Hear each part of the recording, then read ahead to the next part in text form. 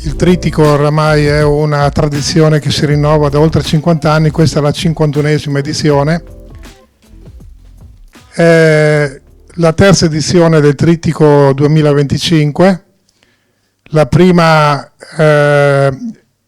si riferisce al raccolto che si fa grosso modo diciamo in primavera, soprattutto per gli aspetti diciamo dell'andamento della coltivazione in relazione ai trattamenti fitosanitari e alla fase vegetativa. Una seconda parte viene organizzata in giugno per invece come dire, valutare l'andamento della fase sia vegetativa ma anche di quello che si prevederà in termini produttivi, e poi la terza che è questa che va a, come dire, a completare il trittico. Ecco perché si chiama trittico, perché è un evento dislocato in 3 fasi che fa il consuntivo dell'annata agraria vitivinicola. E come sappiamo insomma l'annata agraria vitivinicola si conclude, diciamo inizia con la raccolta, quindi con la vendemmia, ma diciamo si ha una dimensione anche in termini di mercato, di come sta andando il mercato a fine anno praticamente. Ecco perché la terza edizione normalmente viene svolta nei primi giorni dell'anno nuovo. Io direi che possiamo incominciare. Oggi tra l'altro il trittico vitivinicolo, questo evento così importante per l'agricoltura del Veneto e più in generale per l'agricoltura italiana, essendo il vino uno degli elementi trainanti della produzione agroalimentare italiana, sicuramente una delle principali voci di export nel nostro paese. Però oggi diciamo il trittico lo apriamo con l'esordio del nuovo direttore Federico Caner, amico tra l'altro di vecchia data, già assessore all'agricoltura e al turismo della Regione Veneto, quindi è sicuramente una persona assolutamente competente della materia. E poi ancora di più con l'assessore Dario Bond, che dicevo prima, mi fa piacere che abbiamo un bellunese a fare l'assessore all'agricoltura, perché insomma l'agricoltura di montagna è certamente una di quelle che va valorizzate nell'interesse delle comunità locali. Io sono Efrem Tassinato, sono giornalista e oggi sono giornalista UNARGA. UNARGA è l'Unione Nazionale dell'Associazione dei giornalisti che si occupano di agricoltura, alimentazione e ambiente, di cui mi occupo della segreteria nazionale. Quindi darei senz'altro l'avvio a questa giornata con i saluti istituzionali da parte del nuovo direttore Federico Caner. Sì, grazie. È il classico applauso di incoraggiamento. Grazie e buongiorno a tutti innanzitutto per essere qui presenti oggi in questo importante appuntamento che ho avuto modo già di vedere e di svolgere, seppur in un'altra veste, quella che oggi ha l'amico Dario Bond, che ringrazio per essere presente e per avermi voluto, anche lui è incaricato assieme alla giunta di questo nuovo, devo dire bellissimo incarico alla guida di un'agenzia molto importante per il settore non solo vitivinicolo ma per tutta l'agricoltura e anche le foreste del Veneto. Permettetemi in questo inizio di ringraziare anche il mio predecessore Nicola Dall'Acqua, che oggi ha un altro grande prestigioso incarico, ma lo ringrazio perché con lui c'è sempre stato un rapporto molto importante, non solo di carattere personale ma anche appunto professionale. Lo ringrazio per il lavoro che ha portato avanti, a me adesso l'eredità nel continuare questo lavoro e possibilmente anche far sì, lo dico all'assessore Bond che assieme appunto al presidente Stefani e alla giunta mi ha dato questo nuovo incarico, far sì che questa agenzia venga anche conosciuta molto dal mondo agricolo, non solo dalle associazioni di categoria che ringrazio e che sono anche presenti, che hanno portato tutta la loro collaborazione anche nei tavoli che abbiamo svolto, ma dico anche il settore agricolo nella sua interezza, i nostri agricoltori. Lo scopo di questa agenzia non è solo quella di gestire patrimonio della regione Veneto, possibilmente farlo nella maniera più efficace ed efficiente possibile, ma soprattutto il trasferimento delle conoscenze. Qui si fa ricerca, si fa innovazione, oggigiorno con ciò che sta accadendo anche a livello internazionale in termini geopolitici, ma soprattutto ciò che sta accadendo in tema di cambiamento climatico, ci vede da questo punto di vista un attore principale per fare ricerca, sperimentazione, ricerca applicata e soprattutto trasferire queste conoscenze al mondo agricolo. Questo penso sia il nostro ruolo più importante, quindi io non vado a parlare dei dati che dopo verranno meglio di me. Innanzitutto insomma, penso che l'assessore farà un cappello da questo punto di vista politico amministrativo molto importante, ma poi ci sono tutte le relazioni tecniche, a cominciare dalla dottoressa Liviero e poi a tutti gli altri che entreranno nello specifico. A me interessa sottolineare i tanti progetti che noi portiamo avanti nel settore vitivinicolo, che ci vedono, per esempio penso al progetto Ampello Pros di sperimentazione volte all'allargamento per esempio della base ampelografica della DOC Prosecco, penso a tante sperimentazioni, qua lo dico visto che c'è l'amico Bond che proviene dalla provincia di Belluno, al progetto di caratterizzazione dei vitigni resistenti per le aree montane a bacca rossa, quindi non stiamo parlando Dario di Prosecco, così come anche ai tanti altri progetti al monitoraggio, per esempio sulla diffusione e sull'inserimento dei vitigni Piwi, che sono molto importanti. Non ultimo il progetto Integra, che ha proprio lo scopo di innovare e di trasferire tutte quelle tecnologie sostenibili per la gestione resiliente, che è appunto lo scopo che questa agenzia deve avere. Ecco,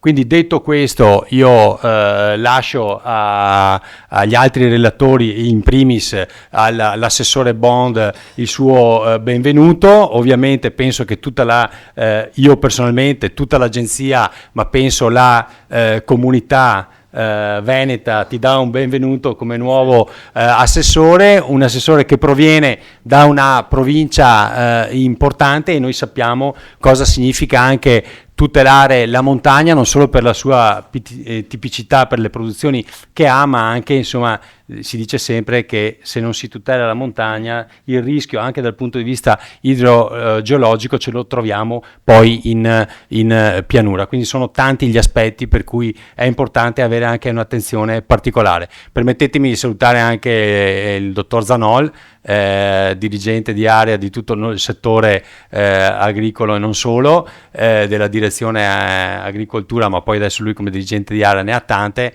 come insomma persona che mi ha seguito fino all'altro ieri nel ruolo che prima era dell'assessore Bond. Quindi grazie e buon lavoro a tutti. Prego, assessore. Sì, io mi alzo perché sono un po' grande, quindi sono un po' scomodo. Intanto porto i saluti. Mi sentite?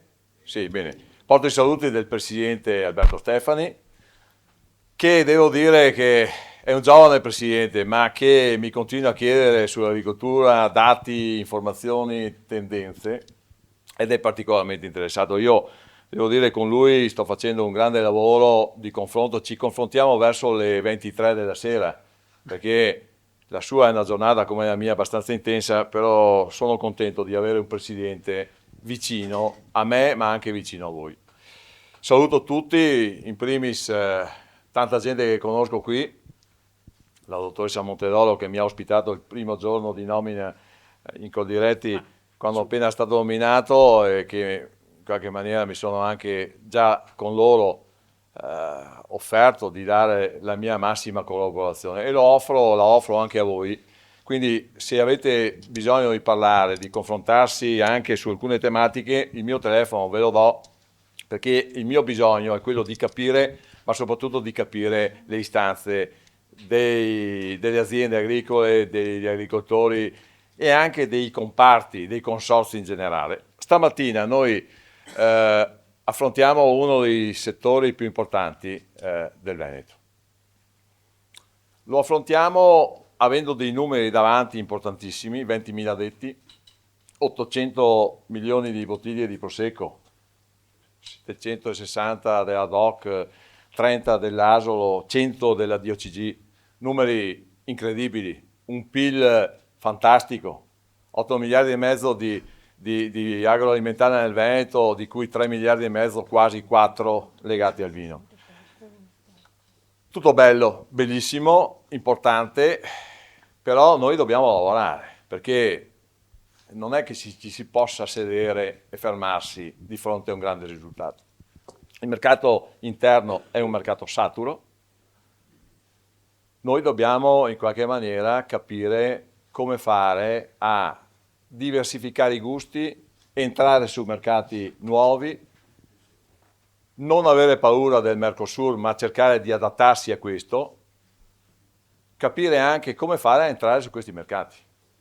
E il pacchetto Vino UE, che verrà definito prossimamente dal Ministero, ci servirà anche come finanziamenti per i consorzi, ma anche per noi Regione, ad avere dei finanziamenti tali e specifici per capire come sono questi mercati, indagarli, trovare delle soluzioni, delle risposte anche dal punto di vista del gusto. Abbiamo un mercato dei vini rossi che è fondamentalmente, non dico in crisi, ma in difficoltà. Abbiamo invece la bollicina che tira. Ma vedete, io mi sento forte, perché ho davanti degli interlocutori forti, dei consorzi fortissimi, ma mi sento forte anche per un altro motivo, perché ho una regione, ho un'area dell'agricoltura, e ringrazio il dottor Zanol di questo, ma anche il dottor Contarin, ma anche gli altri, che sta lavorando in maniera assidua, continua, per la prossima programmazione del nuovo CSR, io lo chiamo ancora PSR, ma che la capacità di questi signori è stata quella, e della Regione del Veneto, e ti ringrazio Federico di questo, di arrivare nella programmazione 23-27, con i bandi nuovi che stiamo buttando fuori, abbiamo dato qualche proroga anche in più, a bloccare, diciamo, il 90% delle risorse degli 871 milioni di euro che ci sono stati assegnati.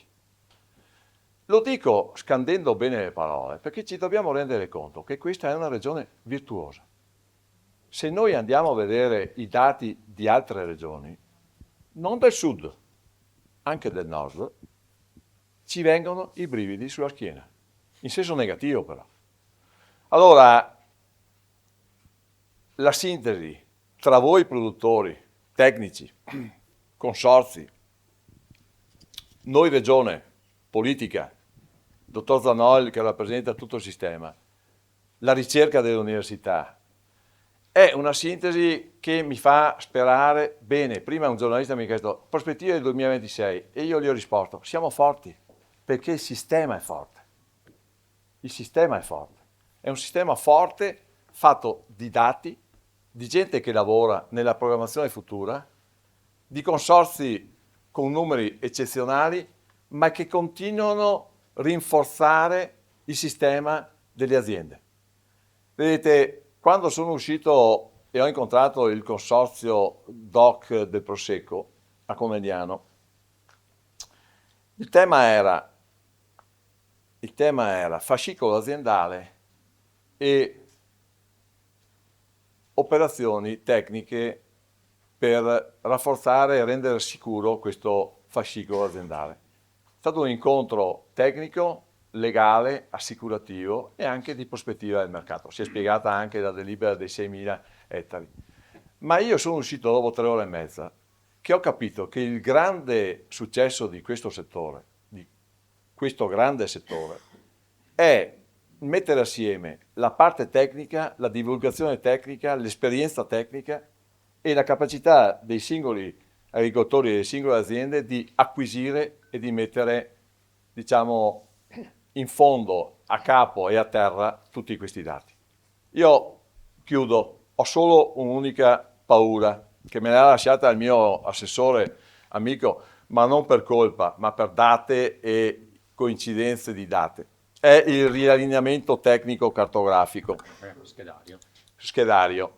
Ecco, qui, e sto per chiudere, qui bisogna che lavoriamo assieme.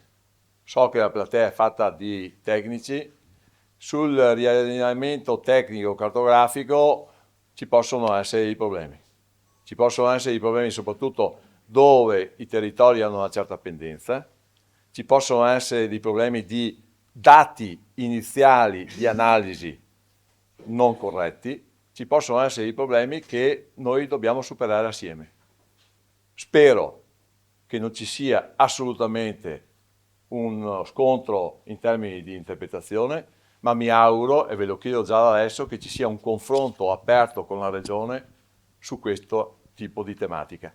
È la nuvola in un cielo abbastanza sereno che mi preoccupa di più. Potrebbe essere un temporale, non deve essere un temporale, deve essere un assestamento soft dei dati per dare tranquillità alle aziende, per dare sicurezza alle aziende e per dare anche capacità a noi, Regione e agli uffici, di guardare in avanti nella prossima programmazione del CSR e una serie di altri programmi che stiamo mettendo a punto. Ecco, con queste considerazioni io vi ringrazio, sono a vostra disposizione anche per delle domande, ma soprattutto sono per il confronto, anche singolo con tutti voi. Questo è un mondo che deve essere ascoltato attentamente. Grazie e buona giornata. Grazie Assessore.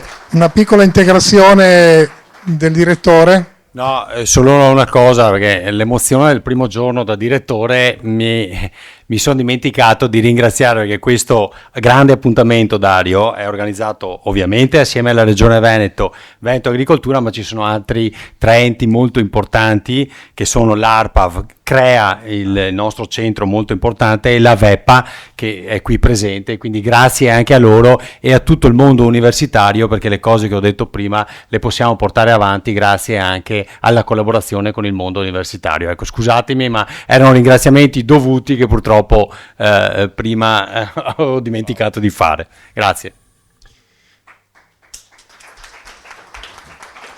Prima di passare alla parte più tecnica, c'è una considerazione che vi sottopongo, ovvero sicuramente il mondo è molto in subbuglio, quindi ci vuole capacità di resilienza e la maggior capacità di resilienza si esprime attraverso visione, in questo caso visione politica che diventa anche programmatica, abbinata però a una capacità di lavoro, quindi alla disponibilità di una macchina operativa che riesce a realizzare la visione. Mi pare che ciò che ci hanno raccontato l'assessore e il direttore di Veneto Agricoltura vada proprio in questa direzione, quindi siamo di fronte sicuramente a buone prospettive e siamo sicuri di poterlo dire perché la resilienza è assicurata. Ora io darei la parola per incominciare a parlare di cose più tecniche, per un consultivo della vendemmia 2025 in Veneto al dottor Nicola Barasciutti della Direzione Agroalimentare della Regione Veneto.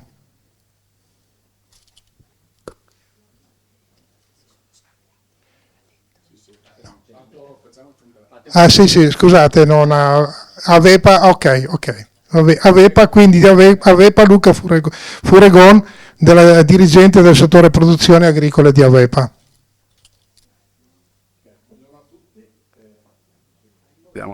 Buongiorno, mi sentite? Sì. Ok, ringrazio intanto dell'invito Allora io mi presento, sono Furegon Luca, mi occupo delle attività dell'area tecnica produttività agricola in Aveppa, e tra le varie attività mi occupo anche della parte viticola. Oggi, come è stato già anticipato, daremo alcuni dati. Io mi occuperò di dare alcuni dati sulla situazione viticola dello schedario. L'assessore ha già anticipato l'argomento molto, insomma, delicato dello schedario grafico, poi darò qualche informazione e poi passerò a dare le prime informazioni, i primi dati delle rese produttive del 2025.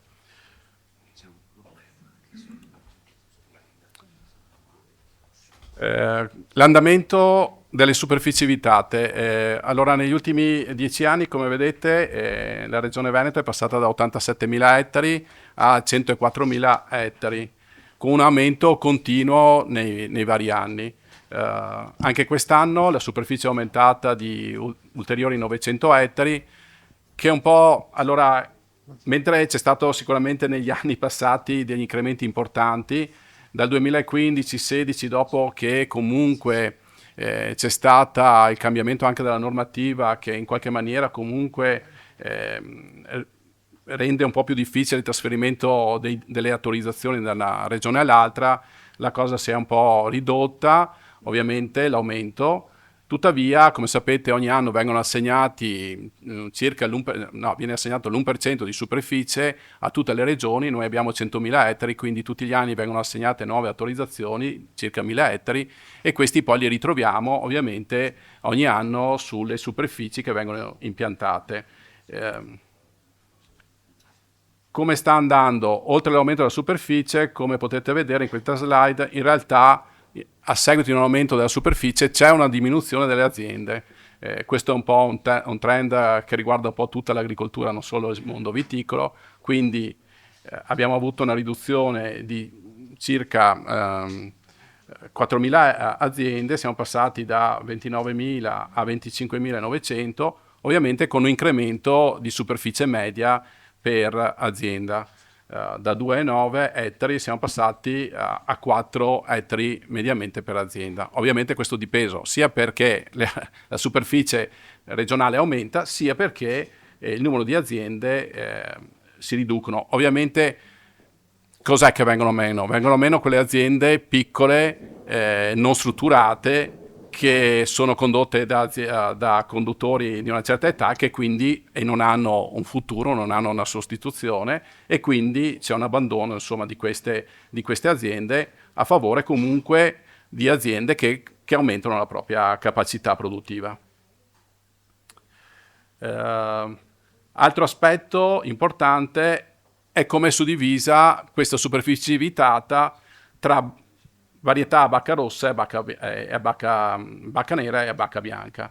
Come vedete, il 75% della superficie è coltivata da varietà bacca bianca, mentre il 25% è coltivato con varietà bacca nera.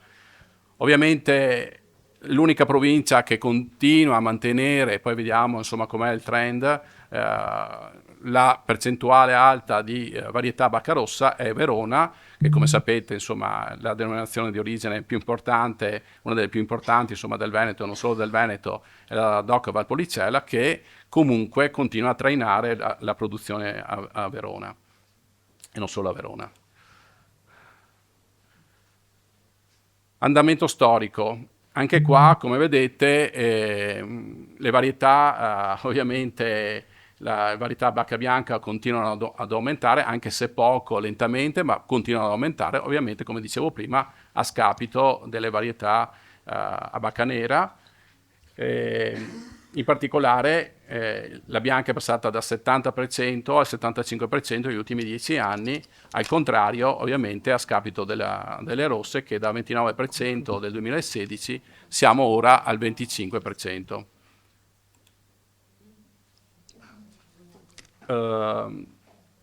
Ovviamente, come dicevo prima, Verona mantiene abbastanza stabile, quindi non c'è una perdita a Verona delle varietà a bacca nera per la bianca. e quindi come vedete è veramente stabile, negli ultimi 10 anni continua a rimanere abbastanza la superficie costante, mentre a Treviso siamo passati dall'86% della superficie a bacca bianca all'89%, quindi ovviamente sappiamo che la varietà principale, poi la vedremo, è il glera continua a rodere pian pianino, insomma, superficie alle varietà a bacca rossa. Negli ultimi anni questo grafico rappresenta un po' l'andamento degli estirpi impianti negli ultimi anni. Come vedete, come dicevo prima, la superficie è aumentata e questo ne dà dimostrazione. Ci sono state praticamente quasi 2000 ettari di estirpi, a fronte di questi 2000 ettari ne sono stati impiantati 2800, e questo ha portato ovviamente all'aumento. Mediamente negli ultimi anni, come dicevo, aumenta, avete visto, insomma, 1000 ettari, poi ci sono dei momenti in cui per varie decisioni anche...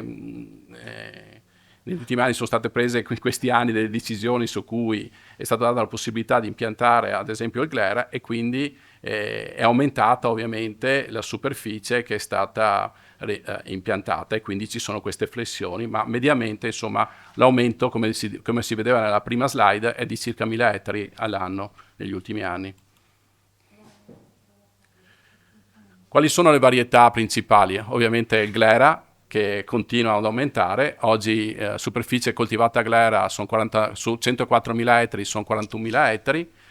Ovviamente c'è un aumento continuo anche delle altre varietà a bacca bianca, a scapito, dicevo prima, delle rosse, che vedete continuano a diminuire. Ovviamente il Cabernet Sauvignon è quello che sta soffrendo maggiormente, anche quest'anno ha perso un 6%.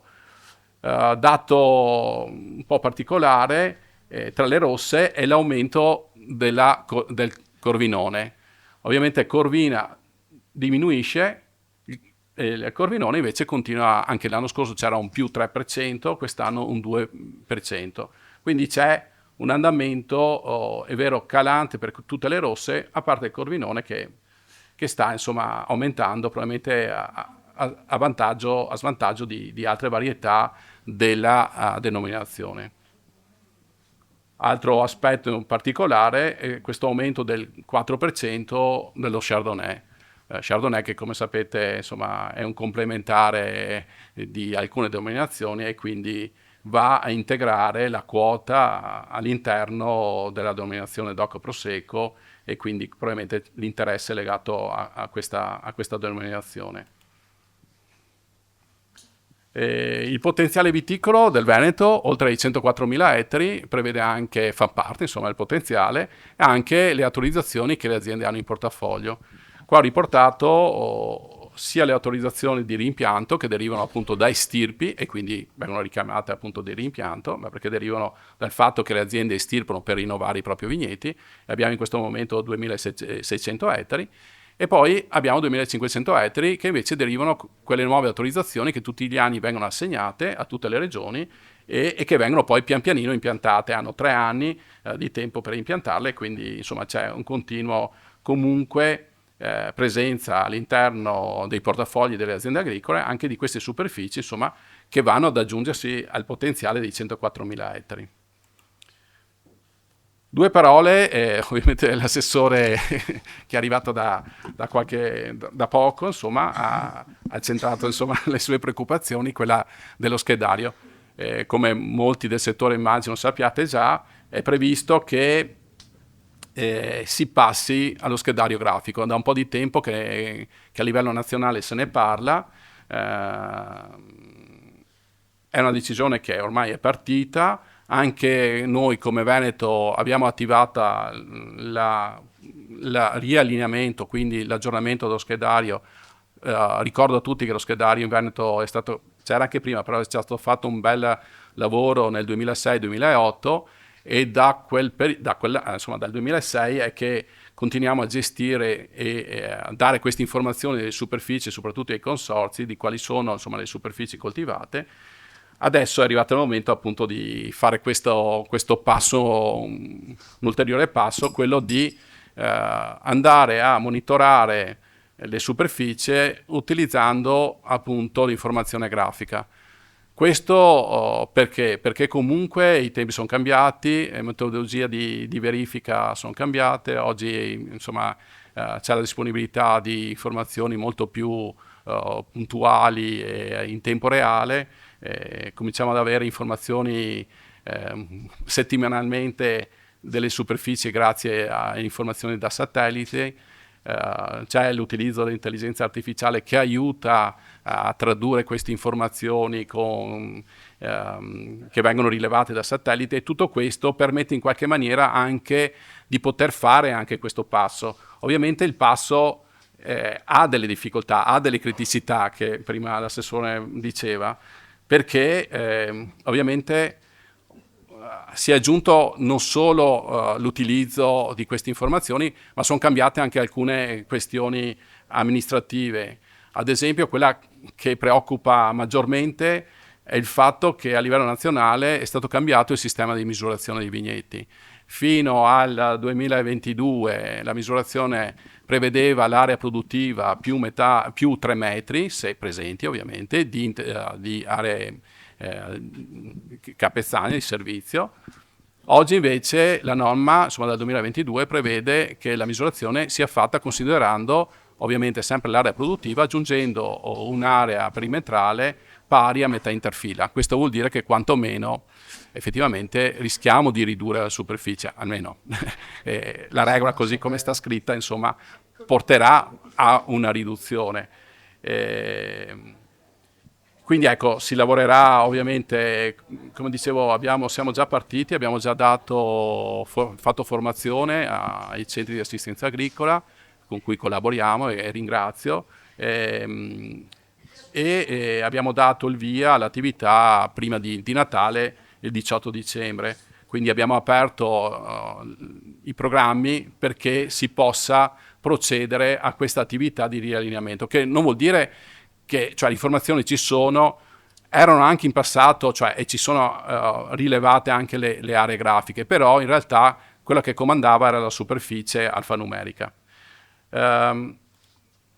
Cosa prevede questo processo? Prevede praticamente 3 fasi. Una prima fase in cui le aziende, grazie all'attività dei CA, dovranno aggiornare, verificare le proprie posizioni e quindi aggiornare la superficie grafica che è stata rilevata.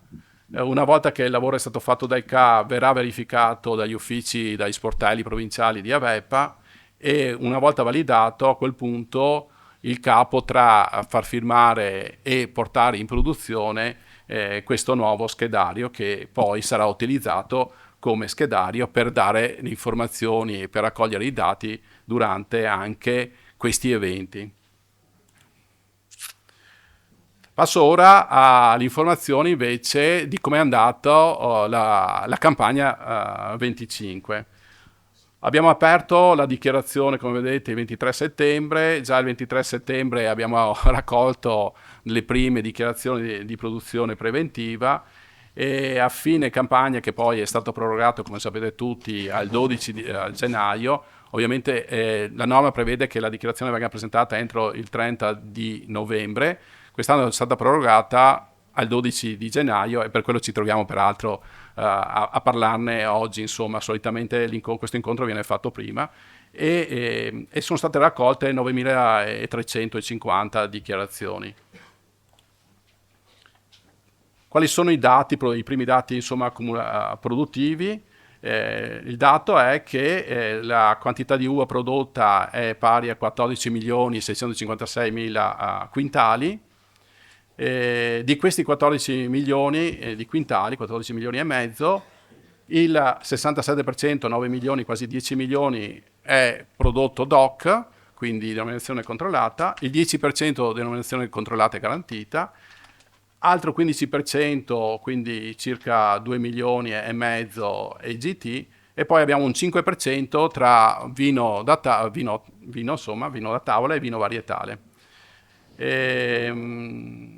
Quindi cioè solo il 5% è prodotto non di qualità, invece il 95% è prodotto, cioè il Veneto produce il 95% del proprio prodotto, viene commercializzato come prodotto denominazione controllata EGT. Rispetto all'anno scorso la quantità di uva prodotta è aumentata di quasi 1 milione di quintali, 900 e rotti mila quintali. Dopo vediamo il dato comunque. L'andamento ormai è abbastanza stabile delle denominazioni, vedete che insomma, ci sono dei periodi in cui c'è qualche produzione in più o in meno, però l'andamento della DOC è abbastanza costante, l'IGT ugualmente, vedete la linea, poi ovviamente vino da tavola e vino varietale che è abbastanza marginale rispetto alla produzione delle denominazioni. Resa media per ettaro. Resa media, come vedete, è circa 160 quintali per la DOC bianca e 150 quintali per l'IGT. Quindi la resa media ettaro, ovviamente questa è una resa media, ovviamente ci sono delle denominazioni che permettono insomma, di produrre di più, altre meno, mentre per quanto riguarda le rosse la resa media è un po' più bassa della denominazione, siamo attorno ai 100-110 quintali e IGT invece circa 150 quintali, ad ettaro ovviamente. Come sta andando la produzione, come è stata dichiarata, rispetto alle produzioni di qualità? Qua riporto appunto quanto è stato dichiarato come prodotto convenzionale, come prodotto biologico e poi come prodotto produzione integrata, quindi SQNP. Come vedete l'SQNP continua ad aumentare, anzi direi insomma, che è aumentato molto negli ultimi 5 anni, dal 15% siamo passati al 38% della superficie coltivata a produzione integrata, quindi c'è un interesse credo molto importante sia da parte delle aziende agricole ma anche da parte dei consorzi che su questo ci credono, stanno spingendo insomma, su questo aspetto. Per quanto riguarda il biologico invece è abbastanza stabile, anche se vedete c'è una piccola flessione rispetto al 2022-2023. Effettivamente il biologico negli ultimi anni ha avuto qualche problema, soprattutto con gli eventi insomma, climatici degli ultimi anni, che hanno creato comunque delle difficoltà alle aziende agricole di produrre del prodotto, produrre vino, insomma uva col metodo. Quindi molti di quelli che hanno abbandonato il biologico sono passati comunque alla produzione integrata e insomma, come vedete con un interesse molto importante, circa insomma, quasi il 40% è coltivato insomma, con produzione integrata. L'andamento, dicevo prima, rispetto al 2023-2024, la quantità di prodotto, lo dicevo quando ho fatto vedere i 14 milioni e mezzo di quintali di uva, è aumentato rispetto al 2024 del 6%. Nel 2024 avevamo raccolto 13 milioni 700 quintali di uva e l'anno precedente più o meno lo stesso, un po' meno, quindi il 2025 è aumentato di quasi il 7% la produzione. Ultimo dato è l'informazione, ovviamente anche questo è un dato che viene raccolto durante la dichiarazione raccolta uva, perché uno dei dati è quello del vino ottenuto. Il vino ottenuto ovviamente è inferiore perché insomma, la resa dell'uva è circa il 65-70%, quindi parliamo di 12 milioni e mezzo di ettolitri di vino. Facendo il rapporto, adesso qua non l'ho riportato, delle uve bianche sulle rosse, queste rappresentano l'85%, quindi a fronte di una superficie del 75% di varietà a bacca bianca abbiamo l'85% di vino ottenuto. Perché? Perché abbiamo visto prima le rese medie delle uve a bacca bianca sono molto più alte rispetto a quelle delle bacche rosse e questo porta quindi un ulteriore aumento della quantità di vino ottenuto con varietà a bacca bianca rispetto a quelle rosse. Basta, io ho finito, ringrazio dell'attenzione e lascio la parola al collega.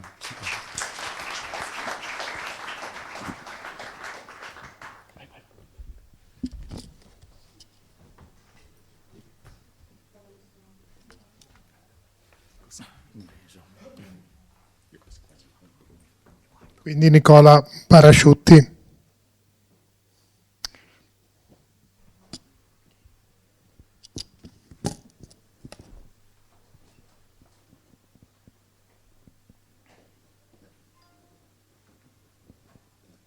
Beh, allora io sono Nicola Barasciutti, in direzione agroalimentare, mi occupo ovviamente di vitivinicolo.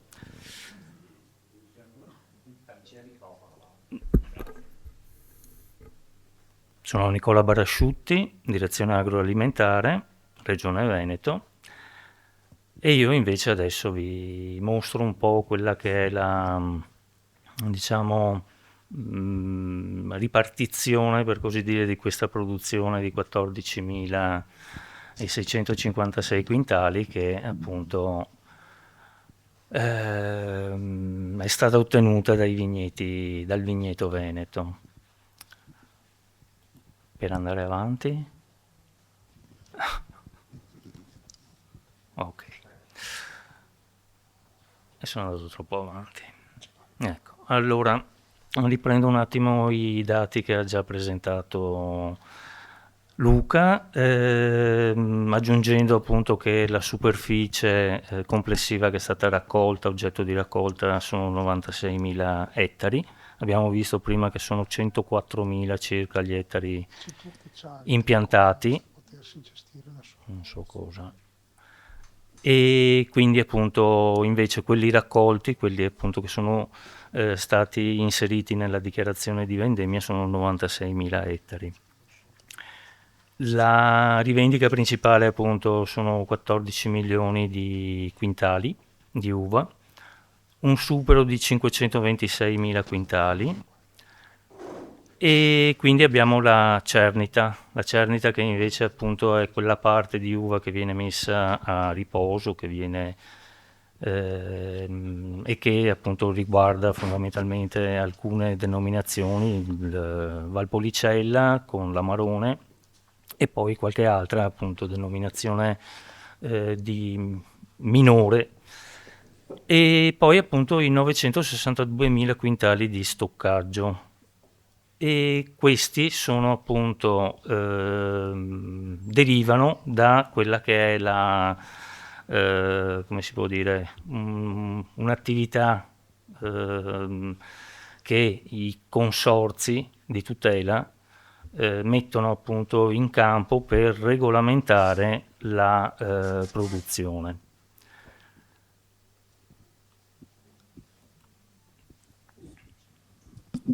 Per quanto riguarda, sì, qui ho fatto comunque un raffronto, ma sono dati che appunto ha già in qualche modo, di cui ha già parlato Luca, comunque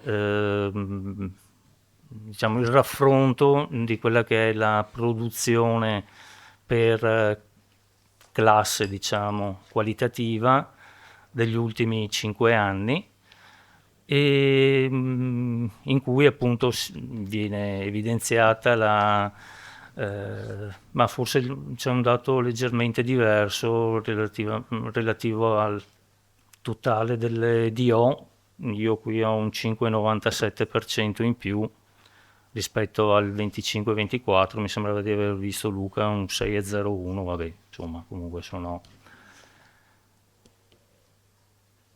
Ecco, è questo, e quindi sì, il raffronto, diciamo, rispetto al 24 comporta comunque un aumento di circa del 6,7%, insomma, della produzione complessiva. E sì, per quanto riguarda la produzione, e appunto prima facevo riferimento allo stoccaggio e comunque anche proprio alla produzione delle varie denominazioni, facevo riferimento all'attività dei consorzi relativamente appunto a quella che è la gestione dell'offerta. Nel 2025, per la vendemmia 2025, appunto, sono stati richiesti tutta una serie di provvedimenti per appunto lo stoccaggio, per la riduzione di resa abbiamo avuto anche la richiesta di una riserva vendemmiale e poi però proprio per il particolare andamento dell'annata e soprattutto dell'ultimo periodo, da agosto in poi, c'è stata la necessità, o meglio, i consorzi hanno ritenuto necessario chiedere appunto dei provvedimenti per la riduzione del titolo alcolometrico naturale delle uve. E qui appunto vedete quelle che sono le denominazioni che l'hanno richiesto. Sì, per quanto riguarda lo stoccaggio, appunto la Doc Bardolino ha chiesto uno stoccaggio di 20 quintali ad ettaro, Conegliano Valdobbiadene differenziato a seconda della zona, diciamo, da cui si origina il prodotto. Il delle Venezie per il Pinot Grigio ha chiesto 20 quintali ad ettaro di stoccaggio e la Doc Prosecco 30 quintali. C'è da dire che questa misura dello stoccaggio può avere, diciamo, una modalità una natura diversa, per così dire, nel senso che può essere utilizzata sia per regolare l'immissione del prodotto sul mercato, sia invece proprio per limitare inizialmente la produzione e poi decidere eventualmente cosa realmente, quanta di quella produzione che è stata stoccata, eventualmente mandarla a certificazione oppure riclassificarla. Quindi per quanto invece riguarda la riduzione della resa, questa invece è una cosa molto più definitiva, nel senso che viene definito fin dall'inizio della vendemmia, diciamo, la quantità massima rispetto a quella che è la quantità prevista dal disciplinare, che può essere rivendicata ad hoc. E quindi appunto questo tipo di misura è stata richiesta delle Venezie per il Pinot Grigio, dalla Doc Soave e dalla Doc Valpolicella. La Doc Valpolicella inoltre ha anche richiesto una riduzione di quella che è la cernita, quindi poi i dati che andremo a vedere appunto dimostreranno anche una certa, diciamo, differenza a seconda del tipo di metodo di coltivazione. Ecco, quindi sulla base di sicuramente di come è andata l'annata, ma anche sulla base di quelli che sono stati i provvedimenti per la gestione dell'offerta, questa è appunto la situazione della produzione del 2025, vendemmia 2025. Qui abbiamo la tabella relativa alle DOCG e appunto complessivamente, forse non sono tutte, adesso non mi ricordo se le ho messe proprio tutte perché ce n'è forse, vabbè, comunque sono 11.500 ettari, grosso modo, per 1.455.000 quintali. E appunto diciamo la DOCG Conegliano Valdobbiadene per 1.101.000 quintali, l'Asolo Prosecco appunto oltre alla raccolta, avendo richiesto la riserva vendemmiale, ha anche 50 quintali di cui 50.000 quintali di cui appunto di glera, di cui poi nel corso dell'annata dovrà deciderne la destinazione, vale a dire se effettivamente mandarli in certificazione oppure riclassificarli, e complessivamente appunto il potenziale, diciamo, della denominazione in questo momento è di 372.000 quintali. Di seguito appunto gli altri, come vedete, sono produzioni decisamente inferiori. Per quanto riguarda appunto nelle DOCG abbiamo l'Amarone della Valpolicella, il Recioto di Soave e quello di Cambellara, che sono, diciamo, produzioni che derivano da produzioni DOC, fondamentalmente, in termini di quantità di uva. Quindi non sono riportate in questa tabella, le vediamo successivamente, però questa è la produzione che appunto potrà essere destinata a DOCG. E quindi abbiamo per l'Amarone 220.000 quintali, per il Recioto della Valpolicella 107.000 e poi appunto Recioto di Soave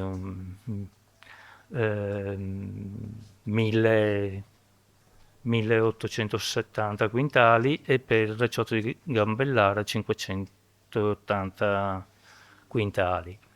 Complessivamente la cernita è di 327.455 quintali.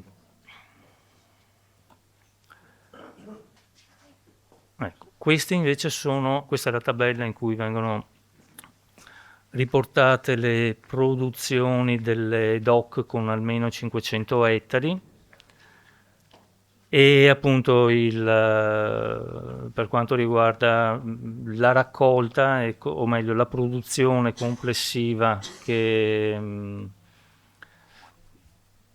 l'ho distinta tra quella, diciamo, raccolta direttamente come prima rivendica e l'esubero, perché c'è un esubero produttivo dalle denominazioni, diciamo, cioè la DOC Prosecco è una denominazione di ricaduta, può essere considerata una denominazione di ricaduta delle DOCG del Prosecco, quindi dell'Asolo e del Conegliano Valdobbiadene. In questo caso ovviamente quell'esubero dell'Asolo Prosecco è stato invece considerato come riserva. Vabbè, per quanto riguarda il Prosecco sono 5.341.000 quintali con uno stoccaggio di 745.000 quintali.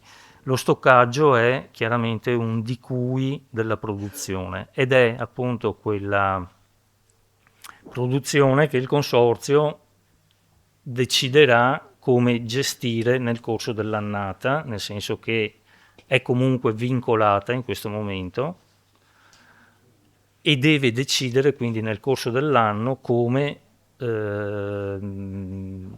quando, anzi, renderla disponibile per il mercato. Delle Venezie complessiva, quindi qui si tratta sia del Pinot grigio che del bianco, nell'altra tipologia, abbiamo 1.751.000 quintali, la Valpolicella per 840.000 quintali, con la cernita appunto che abbiamo visto prima relativa al Recioto e all'Amarone, e poi di seguito appunto il Soave con 554.000 quintali e Bardolino 235.000 quintali. Sì, qui probabilmente se non ho mantenuto un ordine che probabilmente era quello dell'anno scorso per, diciamo, far presente che ci sono effettivamente degli andamenti nelle annate diverse.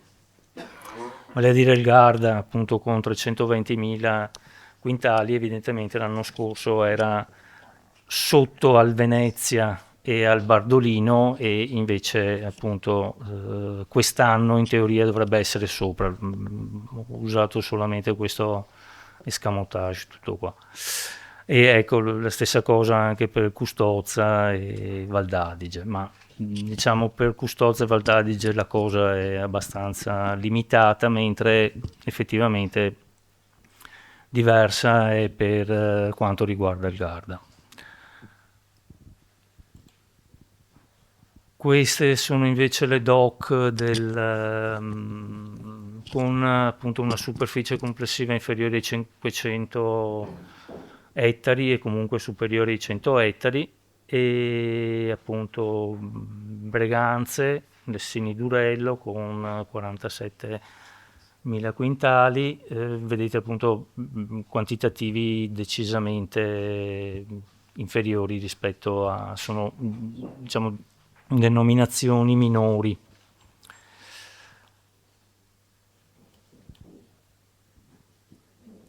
Questa invece è la ripartizione della produzione IGT e appunto ovviamente la colonna dell'esubero è la produzione che deriva dai vigneti che sono stati rivendicati come DOC, e il 20% appunto della resa può essere invece rivendicata come IGT, della resa da disciplinare. Il Veneto, l'IGT Veneto appunto con 9.700 ettari e complessivamente per un totale di 1.435.000 quintali. Lo stesso anche qui ho mantenuto quella che era diciamo, la scaletta dell'anno scorso e si vede che c'è una differenza per quanto riguarda Marca Trevigiana e provincia di Verona. Nel senso che l'anno scorso provincia di Verona evidentemente aveva prodotto meno di Marca Trevigiana. Vabbè. Ok, ora invece due o tre slide relative ad alcune, diciamo, produzioni particolari che rappresentano sia in termini di superficie ma anche proprio di varietà diciamo, sono le più importanti insomma del Veneto. E vale a dire il Valpolicella, con un raffronto per quanto riguarda le superfici, il totale uva e la cernite nei 3 anni, e si vede appunto che c'è una certa, come si può dire, il mantenimento della superficie e la riduzione sia delle quantità sia in termini di complessivi di uva che di cernita, e questo deriva appunto dall'applicazione di queste misure di gestione dell'offerta fondamentalmente, in cui appunto oltre ad una riduzione della resa del disciplinare si arriva anche ad una riduzione, è stata richiesta anche una riduzione della cernita. Come aveva mostrato appunto Luca prima per quanto riguarda la tipologia, diciamo, di coltivazione, anche qui ho riportato le 3 tipologie appunto di coltivazione: il convenzionale, il biologico e l'SQNP, più le qualitas, perché appunto la cernita sì, è stata dettagliata, o meglio è stata definita, la riduzione di cernita è stata definita appunto a seconda anche del tipo di metodo di coltivazione. Ed infatti da questa si vede chiaramente che appunto scusate, torno indietro un attimo. Sì, se vedete appunto il convenzionale, metodo di produzione convenzionale, rappresenta il 46-47% della superficie e anche della raccolta, mentre l'SQNP rappresenta il 40%. Per quanto riguarda invece la cernita, abbiamo che l'SQNP rappresenta il 46% e il convenzionale il 39%. Questo è stato proprio dovuto ad una modalità di gestione della richiesta proprio dal consorzio, che ha favorito sia il biologico, che però appunto non ha avuto questo gap così evidente, ma mentre invece appunto per l'SQNP più le Qualitas c'è stato effettivamente un aumento, diciamo, della produzione, e questo appunto per Amarone e Recioto. Quindi l'altra, diciamo, varietà, sì, il Valpolicella ovviamente rappresenta circa 8.000 ettari, qualcosa più di 8.000 ettari, però le varietà che lo costituiscono e lo compongono sono, diciamo, quelle che prima mostrava Luca e che complessivamente raggiungono quasi gli 11.000 ettari, 12.000 ettari, vale a dire il Corvina, Corvinone e Rondinella. Il Pinot Grigio invece sono appunto circa 15.000 ettari e come piantati, o se non addirittura di più mi sembra, adesso non mi ricordo il dato preciso. E questa invece è la suddivisione appunto delle denominazioni che contengono al loro interno appunto il Pinot Grigio. Quindi complessivamente di Pinot Grigio raccolto abbiamo 14.000 ettari per un totale appunto di produzione di 2.126.000. Il delle Venezie ovviamente è la produzione principale, la DOC principale con 10.000 ettari per 1.557.000 di produzione complessiva. Anche appunto la DOC delle Venezie ha attivato la misura dello stoccaggio, 127.000 quintali. Ecco, sì, qui ho inserito anche il Conegliano Valdobbiadene, Prosecco ed Asolo solamente per dare diciamo, l'indicazione di quella che è la produzione proprio di Pinot Grigio atto al taglio che deriva, diciamo, da queste tre denominazioni, che però non è, diciamo, da considerare proprio produzione di Pinot Grigio, perché queste superfici e queste produzioni sono già destinate, insomma, alla produzione di Prosecco, o Conegliano Valdobbiadene, o DOC Prosecco o Asolo Prosecco. Ecco, l'altra varietà, diciamo, importante, anzi la principale che troviamo in Veneto è appunto il Glera con 41.000 ettari, e quindi ho, diciamo, distinto in queste prossime slide quella che è la diciamo, situazione delle tre denominazioni che hanno appunto il Glera quale varietà principale. Quindi Conegliano Valdobbiadene con 8.665 ettari, l'Asolo Prosecco con 2.469 ettari, e qui appunto trovate le produzioni complessive. Il Conegliano Valdobbiadene ha attivato anche lo stoccaggio proprio per una necessità di regolamentazione dell'offerta. E qui sotto appunto ritroviamo invece la distinzione di quella che è proprio diciamo, il disciplinare previsto, o meglio l'ampelografia come viene prevista dal disciplinare, vale a dire il Glera, quindi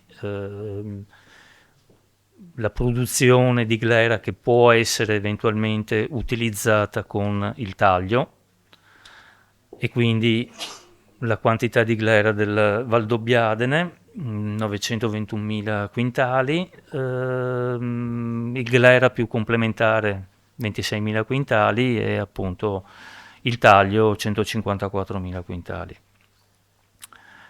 Stesso discorso per quanto riguarda la DOC Prosecco, quindi, a cui ho aggiunto anche il Pinot Nero vinificato in rosso, che è appunto quello che potrebbe essere utilizzato per la produzione del rosé. E quindi, insomma, complessivamente la DOC Prosecco presenta una superficie di raccolta di 29.687 ettari. Questi derivano per circa, ovviamente questa è solamente la produzione della rivendica veneta, ovviamente sappiamo che c'è anche il Friuli. E fatto sta sì che di questi ettari una parte non sono proprio, diciamo, a denominazione, nel senso che attraverso lo stesso un provvedimento è stata, diciamo, creata la come si può dire, la possibilità per superfici che sono ovviamente all'interno dell'area ma che non sono diciamo amministrativamente indicate come DOC Prosecco, sono state appunto attinte, e complessivamente quindi abbiamo 29.687 ettari. La raccolta complessiva è di 5.341 quintali, 5.341.000 quintali, e per uno stoccaggio complessivo appunto di 803.000 quintali. Ecco. Queste invece, le ultime due slide, si riferiscono agli imbottigliamenti, e quindi prima le DOCG con gli imbottigliamenti del 2025. Sì, finito. E quindi 735.000 ettolitri per il Conegliano Valdobbiadene, 228.000 per l'Asolo Prosecco, che appunto diciamo in questi anni sta aumentando notevolmente la produzione e gli imbottigliamenti. E sì, si possono vedere dei segnali particolari, insomma, per quanto riguarda l'andamento dei vini rossi rispetto appunto ai vini bianchi. E questi invece, per ultimo, gli imbottigliamenti delle DOC, con il raggiungimento dei 5 milioni di ettolitri per il Prosecco. E mi scuso, ma il dato delle Venezie purtroppo non sono riuscito a recuperarlo. E anche qui appunto si possono, diciamo, vedere alcune leggere variazioni, ma non così evidenti, se non ad esempio appunto il Garda. Ecco, bene, io ho concluso. Grazie, dottor Barasciutti. Allora, con questa concludiamo la panoramica sulla parte produttiva, e con il prossimo intervento di Alessandra Liviero, direttore dell'unità operativa Economia e Comunicazione di Veneto Agricoltura, iniziamo a parlare del mercato, e l'autoressa Liviero ci parlerà dell'export di vino del Veneto, che, come dicevamo prima all'inizio, il vino rappresenta uno dei cespiti più importanti dell'export agroalimentare della nostra regione. Ma va in automatico? Sì. Ok. No. Ricordo anche che le slide degli interventi saranno tutte recuperabili dal sito di Veneto Agricoltura.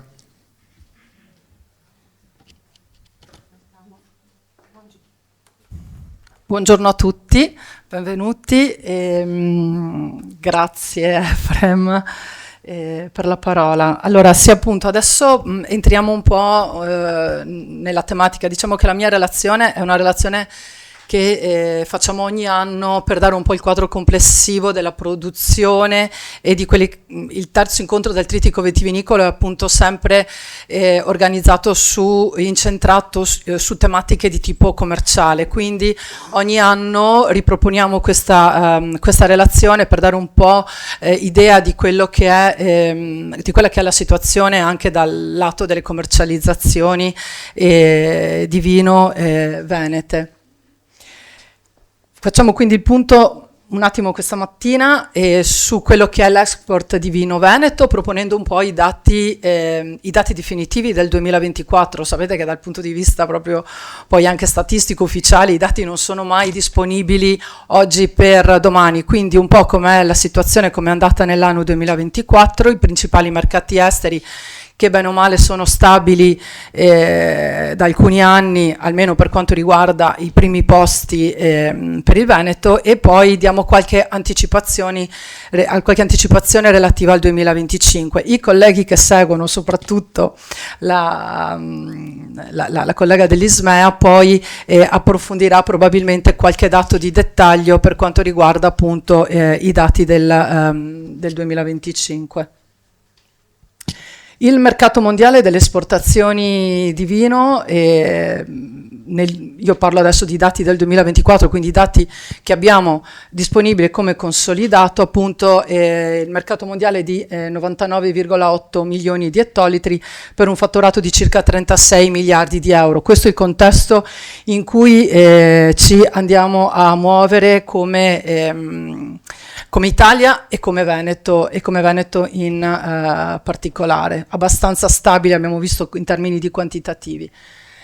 I principali paesi esportatori, vediamo appunto, abbiamo l'Italia al primo posto come principale paese esportatore, secondo posto la Spagna, terza la Francia. In termini di valore, come sempre, appunto i dati un attimo si invertono, abbiamo la Francia al primo posto in termini di valore, il prodotto vinicolo francese ha un prezzo sicuramente più alto e questo porta appunto a questa variazione. Al secondo posto l'Italia, al terzo la Spagna.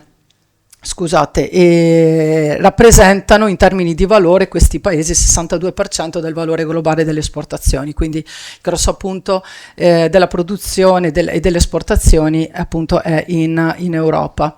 Principali paesi importatori, anche in questo caso, primi due in termini di volume sono paesi dell'area europea, quindi Germania, Regno Unito, al terzo posto gli Stati Uniti. La cosa si inverte in termini di valore, Stati Uniti al primo posto per quanto riguarda appunto il valore delle importazioni, a cui seguono Regno Unito e Germania, quindi in termini di valore gli Stati Uniti sono un mercato importante. Consuntivo 2024 per quanto riguarda la regione del Veneto, abbiamo chiuso il 2024 con un ammontare complessivo di esportazioni in Veneto pari a 3 miliardi di euro. Il trend su scala diciamo dal 2009 ad oggi abbiamo segnato un più 192%, se guardiamo la differenza invece rispetto all'anno precedente siamo a un più 7,4%. Il Veneto si conferma la prima regione italiana in termini di esportazioni, in quanto appunto la regione Veneto rappresenta più o meno il 37% del totale nazionale delle esportazioni di vino, quindi insomma il mercato veneto è un mercato importante a livello nazionale, sicuramente. Per quanto riguarda invece dati un po' più di dettaglio, da come si capiva appunto in termini di valore, quando abbiamo visto prima appunto le esportazioni complessive, il prezzo medio mix all'export dei primi tre mercati, appunto vediamo il valore della Francia è molto più elevato, parliamo di 9,12 euro litro, l'Italia 3,73. Per quanto riguarda il Veneto siamo su valori per esempio molto più alti di quella che è la media italiana per quanto riguarda i vini spumanti, 4,36 euro litro. Questi sono il prezzo medio mix all'esportazione, ok? Quindi non è il prezzo del prodotto tout court, ma il prezzo all'esportazione. Mentre per quanto riguarda gli altri vini, i vini fermi in bottiglia e il vino in generale, abbiamo un 3,78-3,72, quindi molto vicino a quella che è la media nazionale. L'export in termini appunto di tipologia, vediamo in valore principalmente il 47% vini spumanti, quindi prosecco, principalmente prosecco, vini in bottiglia 49%. In termini di valore, bag in box e vino sfuso rappresentano veramente una piccola parte, però con un valore che tutto sommato rimane abbastanza stabile, ha proprio una propria nicchia di mercato pur contenuta, però comunque una nicchia che si protrae negli anni. I principali mercati di sbocco per il Veneto, appunto abbiamo al primo posto gli Stati Uniti con 677 milioni di euro che rappresentano la quota del 22,6% della nostra quota complessiva di esportazione. Segue la Germania con 450 milioni di euro che rappresenta il 15%, il Regno Unito il 12%, questo in termini di valore. La variazione sull'anno precedente, vediamo appunto per quanto riguarda gli Stati Uniti abbiamo un più 14,3% e un più 2,5%. Qui stiamo parlando di 2024 su 2023. Quindi gli Stati Uniti rappresentano sicuramente un mercato importante, seguito da Germania, Regno Unito, Canada e Svizzera, che insieme rappresentano per il Veneto il 60% del totale delle esportazioni che facciamo. Per quanto riguarda, e questa è l'ultima slide, per quanto riguarda alcune prime anticipazioni rispetto all'annata 2025, l'export al terzo trimestre, quindi il dato cumulato ai primi 3 trimestri è di 5,74 miliardi di euro per l'Italia, che segna a livello nazionale un meno 2,2%, terzo trimestre 25 su terzo trimestre 24, mentre se andiamo a vedere il dato regionale, quindi il dato Veneto, l'export della regione Veneto al terzo trimestre 2025 è di 2,16 miliardi di euro, che segna un più 0,5% rispetto al terzo trimestre dell'anno precedente. Quindi comunque il dato regionale è un dato positivo rispetto al dato nazionale, che è negativo in termini di esportazione. Le prime indicazioni danno che il terzo trimestre anche per il Veneto presenta un leggero calo. I dati non ce li abbiamo, non so se li presenterà poi Ismea. Abbiamo un dato ovviamente negativo perché come sapete si sono accentuate molto le esportazioni verso gli Stati Uniti nel periodo pre-dazi, appunto proprio per paura dell'impatto di questo del dazio, e quindi il terzo trimestre probabilmente le esportazioni sono notevolmente diminuite, visto che appunto sono entrati in vigore le tariffe. Il Veneto resta comunque al primo posto in Italia per export di vino, dal 37 che abbiamo visto e 8 nell'anno, 37% circa dell'anno 2024, nel 2025 rappresentiamo il 38% del totale nazionale, quindi abbiamo incrementato di un ulteriore punto percentuale. Questo appunto in sintesi i dati relativi alle esportazioni.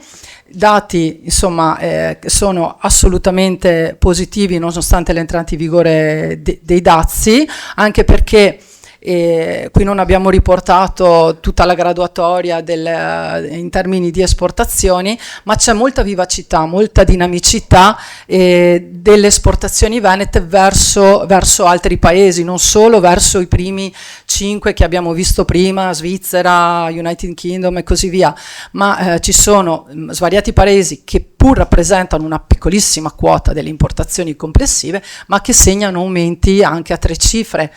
Croazia, Polonia, Ucraina stessa, per dire, nel 2025 portano dei numeri alquanto importanti e sono mercati che sicuramente possono, diciamo, un attimo coprire per qualche aspetto quella che è poi la diminuzione che avremo sul mercato statunitense.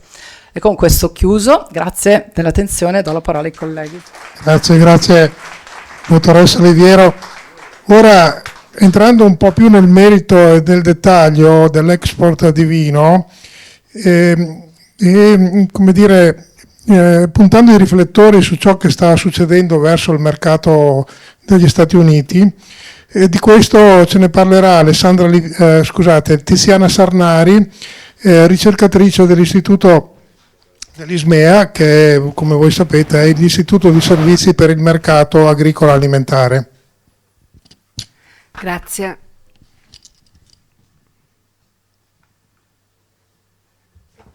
Allora, io ho cambiato un pochino il titolo della presentazione, perché quella che mi avevate assegnato era veramente, come dire, difficile, nel senso che individuare esattamente l'impatto economico dei dazi sul vino veneto, insomma, no, delimitare una variabile così specifica diventava importante, insomma, e anche particolarmente difficile, soprattutto in un momento come questo che vede il mondo del vino, come dire, in un momento particolare. Ci sono delle sfide in atto, dei cambiamenti in atto. C'è un momento in cui i consumatori stanno cambiando i gusti, c'è un problema di come dire, preferenza di minor gradazione, ci sono alcuni problemi non solo in Italia ma anche in tutta Europa relativi al ricambio generazionale dei produttori, quindi è un momento in cui il vino sta vivendo una grossa trasformazione, proprio perché ha questa fase in cui ci sono delle variabili esogene e delle variabili endogene al settore, ma anche delle variabili endogene che purtroppo il vino, come tutto il resto dell'economia, subisce, quindi cambiamenti climatici, le tensioni geopolitiche, i dazi e che non sempre, i dazi e anche altre barriere tariffarie che non sempre agevolano gli scambi. E appunto in una situazione di questo tipo e con cambiamenti così rapidi non è semplice isolare gli effetti di una singola variabile. Naturalmente noi siamo molto concentrati sui dazi americani, ma va considerato che i dazi americani che sono entrati in vigore in primavera in realtà avevano visto nei mesi precedenti, ma già alla fine dello scorso anno, un'accelerazione nell'esportazione verso gli Stati Uniti un po' di tutte le aziende che operano con questo paese, tant'è che a livello Italia lo scorso anno avevamo avuto un più 7% in volume e un più 10% in valore delle esportazioni, e quindi quest'anno i primi mesi è continuata questa accelerazione delle esportazioni per poi chiaramente diminuire, sia probabilmente a causa dei dazi, ma anche perché era stato fatto tanto magazzinaggio precedentemente. E quindi dobbiamo andare a considerare tutte le variabili che stanno intervenendo in questo momento nel mondo del vino, un po' tutte insieme, un po' tutte correlate, tra di loro, no? Per capire esattamente quale sarà l'effetto sui dazi bisognerà avere un tempo, no? Un lasso di tempo importante per poter fare una analisi comparativa tra il dopo dazi e il pre-dazi. In tutto questo tenendo sempre conto anche di quelle che sono le scelte, di quelle che saranno le scelte dei consumatori americani. Come si sta muovendo? Aspetta. Ah no, eccolo, scusate. Sono andato troppo avanti, scusate. Ecco. Come si sta muovendo l'Italia in questo contesto? Tutto sommato, pur in questo clima, no, di cambiamenti e per certi versi anche con qualche difficoltà, l'Italia si sta muovendo comunque abbastanza bene, nel senso che da un punto di vista produttivo l'Italia continua a detenere la leadership mondiale sia della produzione che e stando ai dati dei primi 9 mesi del 2025 anche dell'export. Siamo ancora avanti alla Spagna per quanto riguarda i volumi esportati, chiaramente facciamo un altro campionato rispetto alla Francia che sui valori è molto più avanti dell'Italia, ma di tutti gli altri paesi. Come si sta muovendo l'Italia? L'Italia comunque ha un fatturato del vino, fatturato ex fabbrica, intorno a 14 miliardi di euro, che è il 10% del totale agroalimentare, quindi stiamo parlando di un settore molto importante. L'export vale il 12% dell'export del totale agroalimentare e nel 2024 siamo arrivati a oltre 8 miliardi di euro di fatturato all'export, valore mai raggiunto, e per un saldo commerciale che è sempre positivo. Noi importiamo molto poco, tendenzialmente importiamo un po' di champagne e importiamo vino sfuso, quindi anche il valore delle importazioni non è così alto, per questo il saldo della bilancia commerciale del vino è sempre estremamente elevato.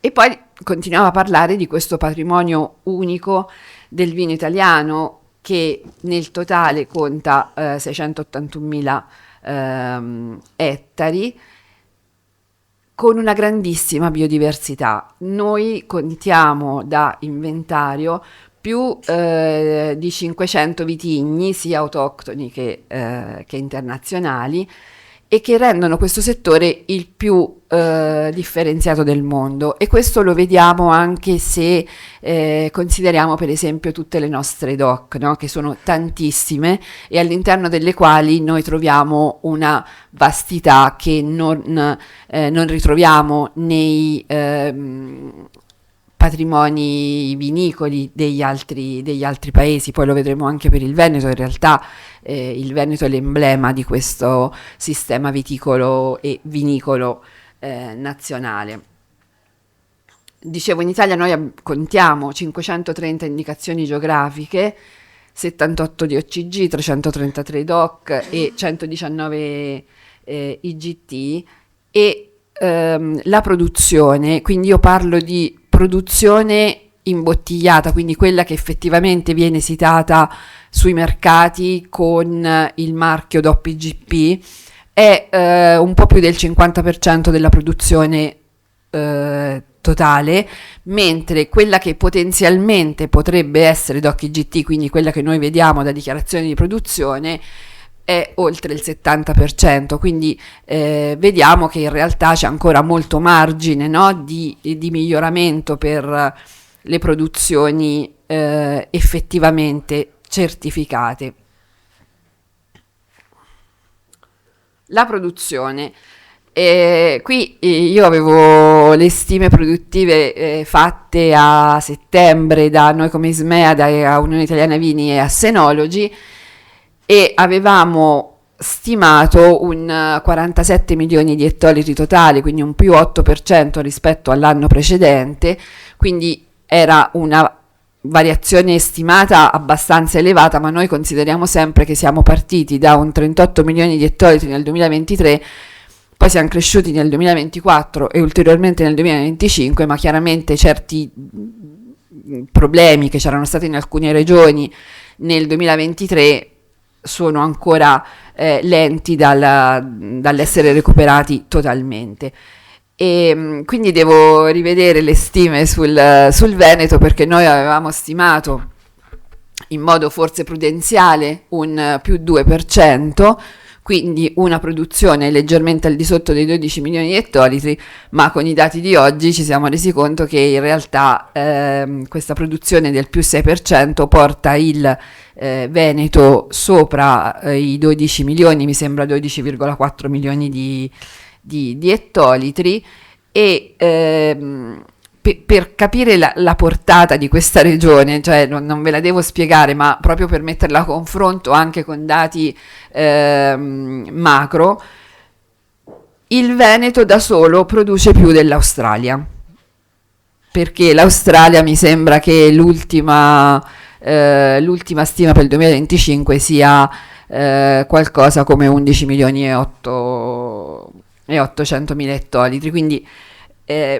che in realtà, come dire, è una curiosità statistica, però se ci pensiamo, no, solo una regione produce quanto un intero paese, che comunque ha una valenza importante dal punto di vista dello scenario mondiale. Il mercato come si sta comportando in quest'anno? Vediamo una cosa abbastanza, come dire, generale. Il mercato si è trovato con una produzione più alta dell'anno precedente, ma con giacenze al 31 luglio, quindi quelle che poi noi andiamo a sommare alla produzione per fare la disponibilità, tutto sommato in linea con quelle dell'anno prima. E quindi le giacenze al 31 luglio, quindi quello che noi ci riportiamo, no? Come che va sommato appunto alla produzione, non era un volume così elevato da appesantire particolarmente il mercato che chiaramente risente di tutte le cose che ci siamo detti precedentemente, quindi ci sono alcune aree, soprattutto nei vini da tavola, con qualche lieve flessione dei prezzi, e poi ci sono tutte le DOC che invece, come sapete, hanno dei mercati totalmente indipendenti l'uno dall'altro.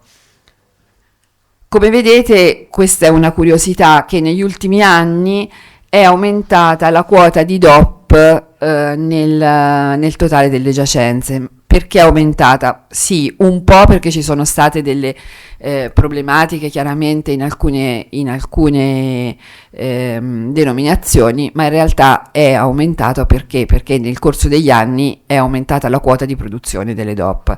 Il sistema vinicolo italiano, e ripeto, il Veneto ne è un esempio, è un sistema vinicolo che va sempre più verso la qualità, quindi avendo una produzione maggiore di vini di qualità è chiaro che questa maggiore quota ce la ritroviamo praticamente in tutte le variabili che noi poi andiamo ad esaminare, che possono essere le giacenze, come l'export e tutto il resto. Quindi noi abbiamo questo sistema vinicolo italiano che si sta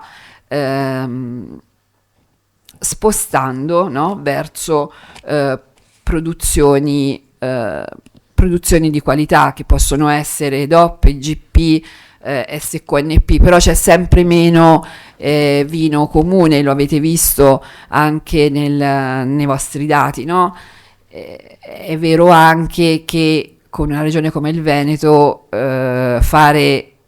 cioè avere una produzione certificata, cioè realmente imbottigliata, di quasi 9 milioni di ettolitri, poi ne fate 12 e quindi 3 milioni sono di vino comune, ma rispetto a voi è una parte, come dire, minima, no? Scusatemi, ho un problema con queste freccette. Allora, e questo è il ruolo del Veneto appunto nel sistema vinicolo nazionale. Abbiamo visto l'Italia è il primo produttore mondiale, il primo esportatore mondiale, e all'interno c'è il Veneto. Io ci ho messo un po' tutte le variabili di questa regione. Negli ultimi 5 anni la produzione è di media è di 11,8 milioni di ettolitri, e media significa che c'è anche il 2023 in questa media, quindi negli anni buoni siamo oltre i 12 milioni di ettolitri.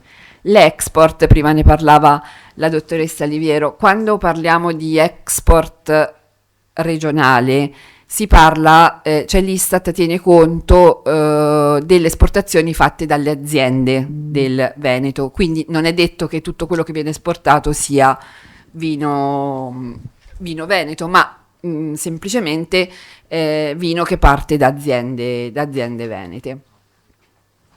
Il dato importante e secondo me molto significativo, proprio che qualifica in modo sostanziale la vostra produzione, è questa produzione IG di 8,9 appunto milioni di ettolitri di vino.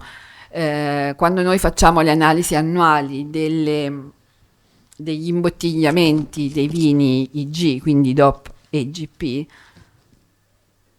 il Veneto è prima in ogni classifica, cioè qualsiasi siano le variabili che andiamo a prendere, il Veneto è la prima. Considerate che il totale dei vini imbottigliati in tutta Italia è intorno ai 25 milioni di ettolitri, di cui 9 sono di vino veneto, quindi delle DOC e delle DOCG e IGP venete. Del vigneto ne ha parlato ampiamente il dottor Furegon prima, e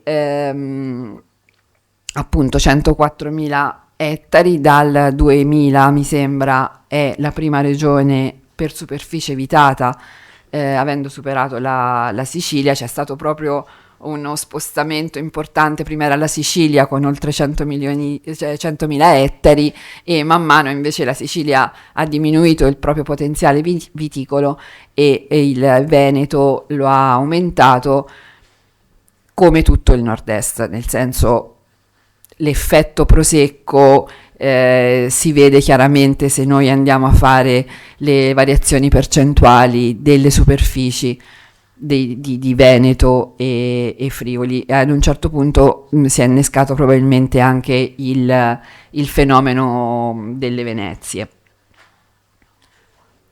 Chiaramente tutta questa produzione di vini di qualità, di vini G, deriva dalle 53 indicazioni geografiche, 14 di OCG, 29 DOC e 10 GT, di cui alcune sono interregionali.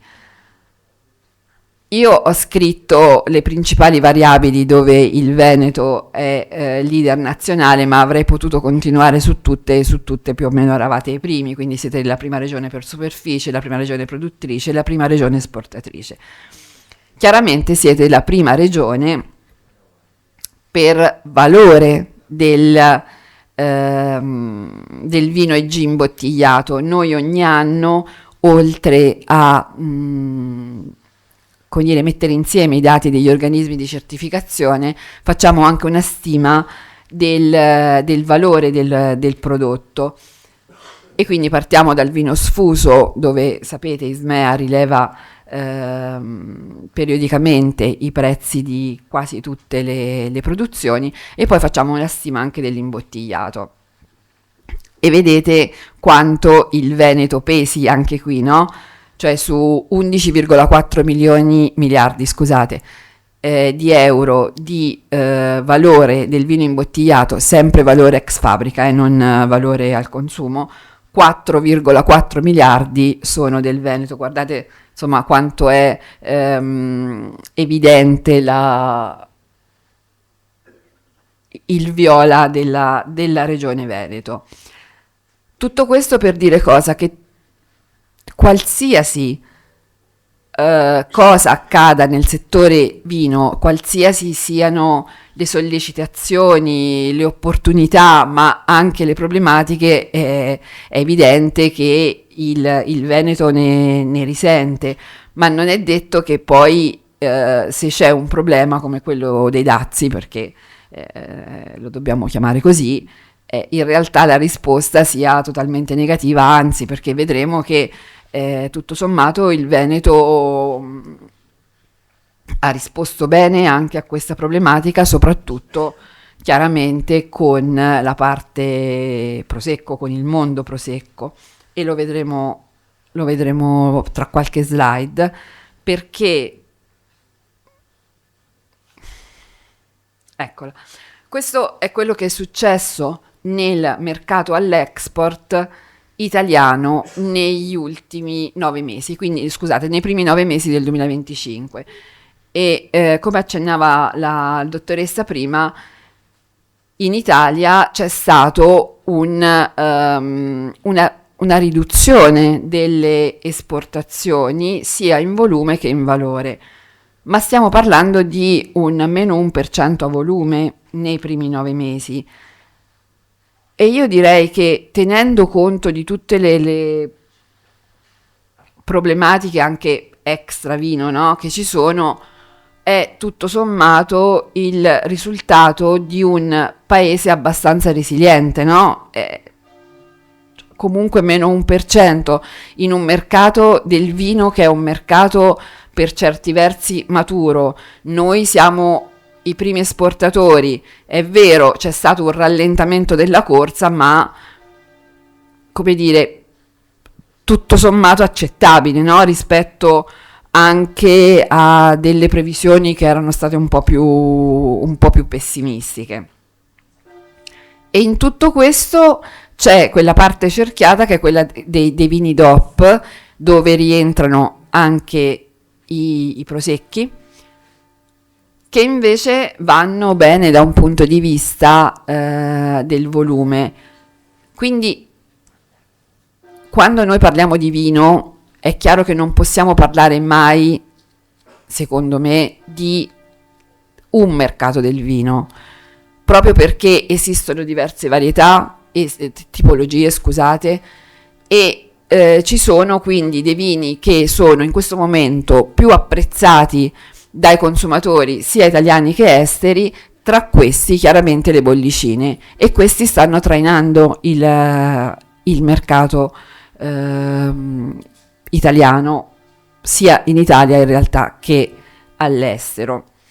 Per quanto riguarda i paesi, no, di cui accennava prima anche la dottoressa Liviero, allora, questa è una slide delle performance dei principali paesi clienti dell'Italia nei primi 9 mesi. E nei primi 9 mesi è successo quello che tutti si immaginavano. C'è stato questo rallentamento degli Stati Uniti, che per l'Italia è il primo paese cliente in termini di valore delle esportazioni, perché appunto c'è stato questo rallentamento soprattutto cioè nei mesi estivi, dovuto sì a un rallentamento della domanda tout court, ma chiaramente al fatto che nei mesi precedenti erano stati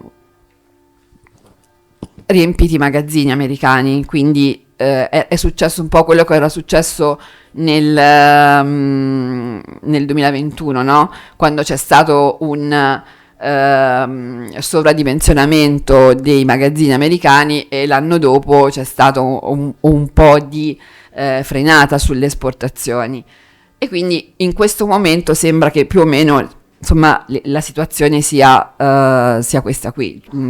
Al momento c'è questa frenata, poi capiremo nei prossimi mesi come andranno le cose. Ma comunque vedete i dati, non è niente di... sì, è un rallentamento, ma non è niente di drammatico.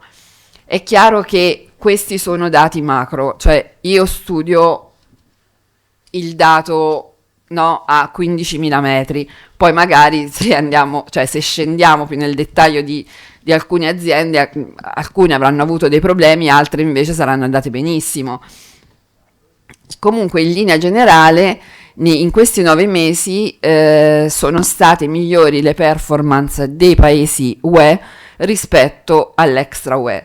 E vedete infatti che sono molti dei paesi appartenenti all'Unione Europea con segno più sia in volume sia in valore.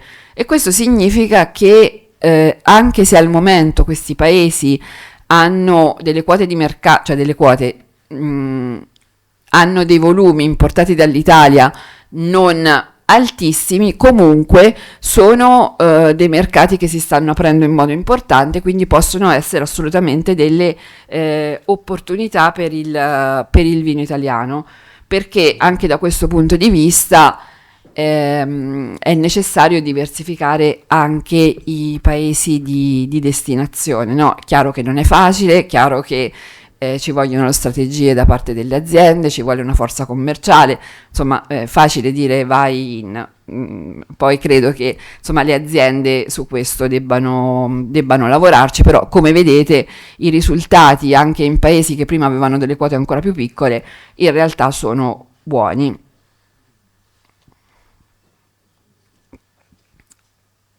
Ok. E qui invece ho rimesso un po' insieme i dati delle esportazioni italiane e dei prodotti veneti negli ultimi 10 anni, sia in volume che in valore. Quindi vedete il primo grafico e quello in viola sono le esportazioni italiane di vino negli USA, esportazioni italiane complessive di vino negli USA. E vedete che se in volume, no, c'è stata una qualche oscillazione che insomma è derivata appunto da eventi congiunturali, in realtà quello che è cresciuto in maniera abbastanza costante è il valore. E poi ho fatto 2 slide con i prodotti veneti. Uno, ci sono le esportazioni di Prosecco. Naturalmente quando parliamo di esportazioni di Prosecco parliamo di esportazione di tutto il mondo Prosecco, quindi nel codice NC della nomenclatura combinata dell'Istat c'è tutto il Prosecco spumante, quindi una parte è anche del Prosecco DOP del Friuli chiaramente, ma come dire, come andamento lo attribuiamo al Veneto, perché chiaramente il grosso della produzione anche di Prosecco DOP è Veneto. E guardate che trend in crescita importante c'è fino al 2024, e vedremo che anche nel 2025 in realtà il Prosecco non solo negli Stati Uniti è cresciuto, ma è cresciuto più della media del prodotto italiano. Quindi se noi dovessimo fare un conto oppure dare un giudizio, è chiaro che questi primi mesi anche per i vini veneti sono stati positivi, non solo a livello generale, ma anche negli Stati Uniti, dove in realtà c'erano più timori, no? per i nostri prodotti. Sotto invece nel grafico con le linee verdi ho messo l'esportazione di DOP ferme venete, quindi non le esportazioni del Veneto, ma solo le esportazioni delle DOP venete, perché ci sono 2 codici della nomenclatura combinata Istat, uno assegnato alle DOP venete rosse e uno assegnato alle DOP venete bianche. Quindi questo il grafico con le colonnine verdi sono solo di vini veneti, e vedete anche qui qual è il trend. Chiaramente, come dire, il momento di maggior crescita c'è stato tra il 2017 e il 2018, perché in quegli anni è iniziata una produzione importante delle Venezie, del Pinot Grigio delle Venezie, e quindi di esportazioni negli Stati Uniti. Precedentemente c'era l'IGT delle Venezie che era molto esportato negli Stati Uniti, nel momento in cui è diventato DOP è rientrato in questa statistica. E vedete anche qui che al di là delle oscillazioni di volume, in realtà la tendenza dei valori è sicuramente crescente. Vediamo, questo è il trend dei 10 anni, vediamo cosa è successo negli ultimi 9 mesi, insomma nei 9 mesi delle statistiche Istat. Quindi vedete un po' come sono le ripartizioni, intanto qual è la ripartizione delle esportazioni italiane negli USA. Chiaramente le DOP ferme e poi gli spumanti. C'è pochissimo esportazioni di vini comuni verso gli Stati Uniti, quindi quello degli Stati Uniti è un mercato, mi verrebbe da dire ricco, comunque dove noi esportiamo vino di qualità fondamentalmente. E vedete anche che la ripartizione del volume valore è un po' diversa, nel senso che il 43% delle esportazioni in volume sono DOP ferme e il valore è oltre il 50%. Diciamo che nei primi 9 mesi, ecco, c'è stata questo rallentamento complessivo delle esportazioni verso gli Stati Uniti, che però non ha toccato né i vini frizzanti e soprattutto non ha toccato i vini spumanti. Queste due categorie in realtà sono aumentate negli Stati Uniti. Questo per quanto riguarda l'Italia. Vediamo per quanto riguarda invece il vino veneto. Il vino veneto in generale, cioè complessivamente, i vini fermi sono andati meglio dei vini fermi nazionali, quindi da questo punto di vista chiaramente sono stati 9 mesi positivi per il vino veneto, e per il vino veneto fermo, per il prosecco lo è stato ancora di più. Mentre negli Stati Uniti i vini fermi DOP sono andati più o meno come quelli italiani, non c'è stata molta come quelli italiani, come quelli del resto d'Italia, mentre il prosecco è andato decisamente meglio. Quindi c'è questo questo momento di ulteriore, no, crescita degli spumanti, e vediamo a fine anno come quando tireremo le somme della fine dell'anno, però al momento è un quadro comunque positivo, sempre tenendo conto, del perimetro in cui ci stiamo muovendo. Naturalmente, se avete bisogno di più dati poi me li chiedete e vi do tutte le specifiche, però per il momento ci lasciamo con queste riflessioni che comunque credo che approfondirà il dottor Castelli, quindi io per il momento chiudo qui la mia relazione. Grazie. Grazie dottoressa Sarnari per questo excursus sui mercati in generale, che è una visione statistica di carattere, oserei dire, quasi istituzionale, no? Che sarà senz'altro integrata da una visione invece molto più che arriva dal versante dell'impresa, che ci sarà illustrata dal dottor Gabriele Castelli, direttore di Federvini. Ricordo che Federvini è una creatura, se così si può definire, nata nel 2017 da Confindustria, 1917 da Confindustria, che si occupa dei grandi numeri del vino, e abbiamo visto che il vino, i grandi numeri li sta facendo, e se parliamo di Veneto, il Veneto è senz'altro uno dei protagonisti in assoluto. Buongiorno a tutti. Innanzitutto un ringraziamento agli organizzatori, in primis a Regione Veneto e a Veneto Agricoltura, all'assessore di Fresca Nomina, ed è un piacere anche rivedere, mi permetto, Federico Caner e alcuni amici in sala con cui posso dire sono stati anche dei compagni di viaggio in alcune pagine importanti della viticoltura nazionale. E l'intervento che mi è stato assegnato porta un titolo, diciamo così, che si potrebbe, che presta a spaziare, però poco fa è suonata la campana del mezzogiorno, e questo credo che sia un richiamo soprattutto a chi interviene per ultimo nel cercare di raggiungere una sintesi. Oggi parliamo di vino, dobbiamo avere la sintesi tipica della grappa, quindi dobbiamo arrivare al distillato italiano per eccellenza.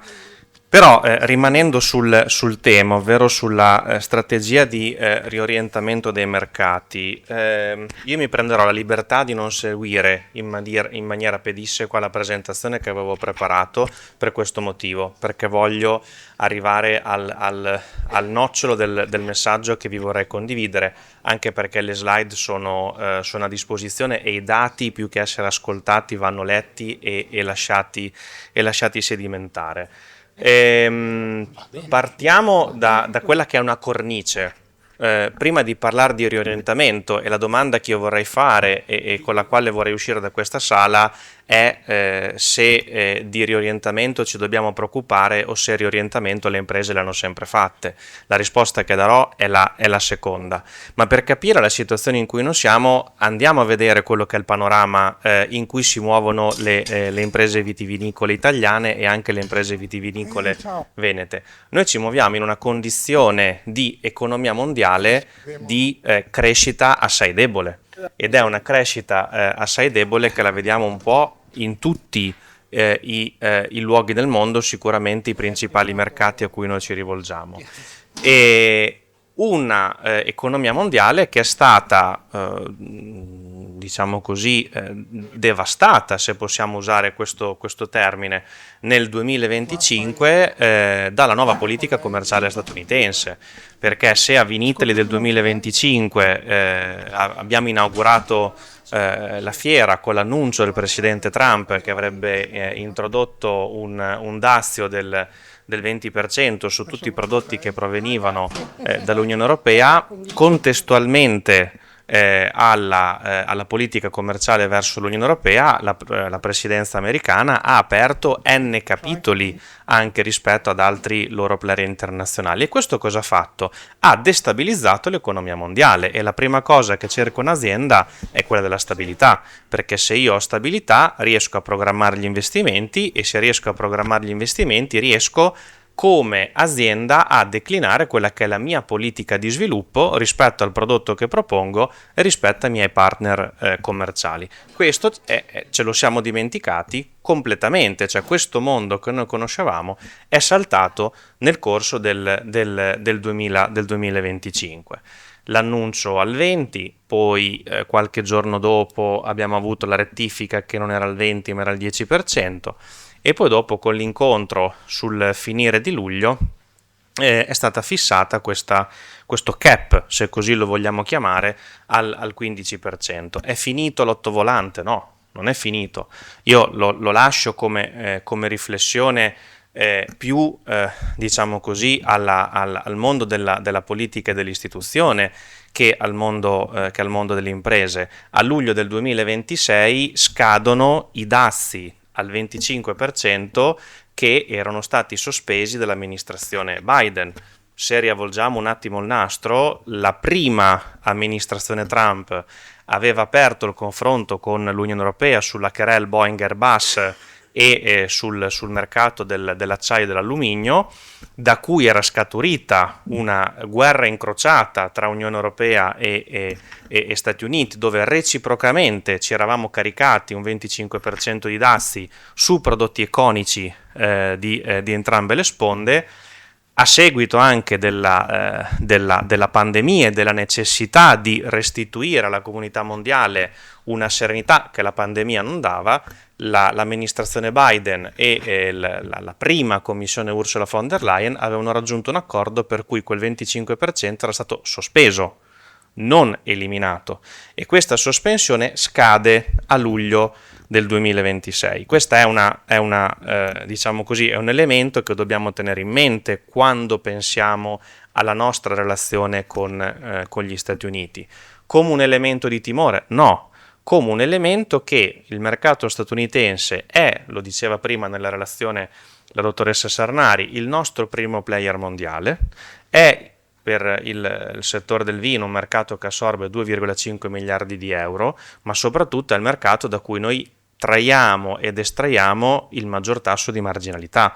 Quindi, venendo all'intervento che mi è stato assegnato, riorientamento sì, ma attenzione, il mercato americano non può essere assolutamente sostituito.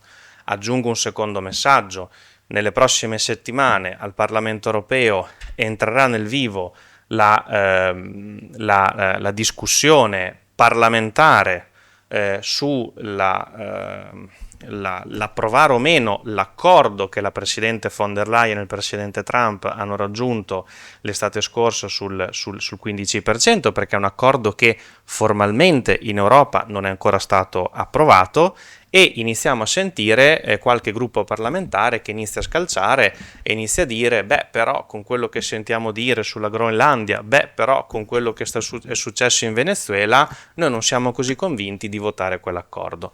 Lungi da me e lungi da Federvini intervenire in questioni che attengono a temi ben più alti di noi di politica internazionale, ma se noi perdiamo anche l'unico barlume di stabilità che abbiamo oggi di rapporto commerciale con gli Stati Uniti, io la vedo veramente difficile poter gestire un 2026, non dico stabile, ma navigabile. Quindi abbiamo davanti a noi una serie di appuntamenti che dobbiamo affrontare anche con un po' di sangue freddo e con un po' di, come posso dire, rigore nelle scelte che andremo a prendere.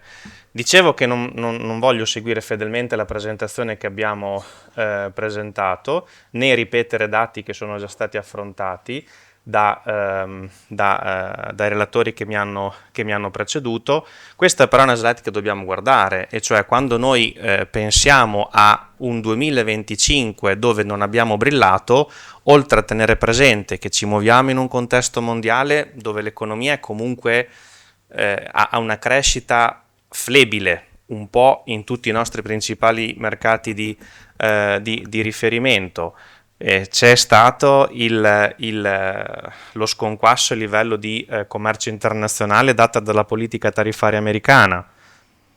Non dimentichiamo le guerre sullo sfondo. Noi siamo un prodotto principalmente di piacere e quindi che accompagna i nostri momenti di convivialità.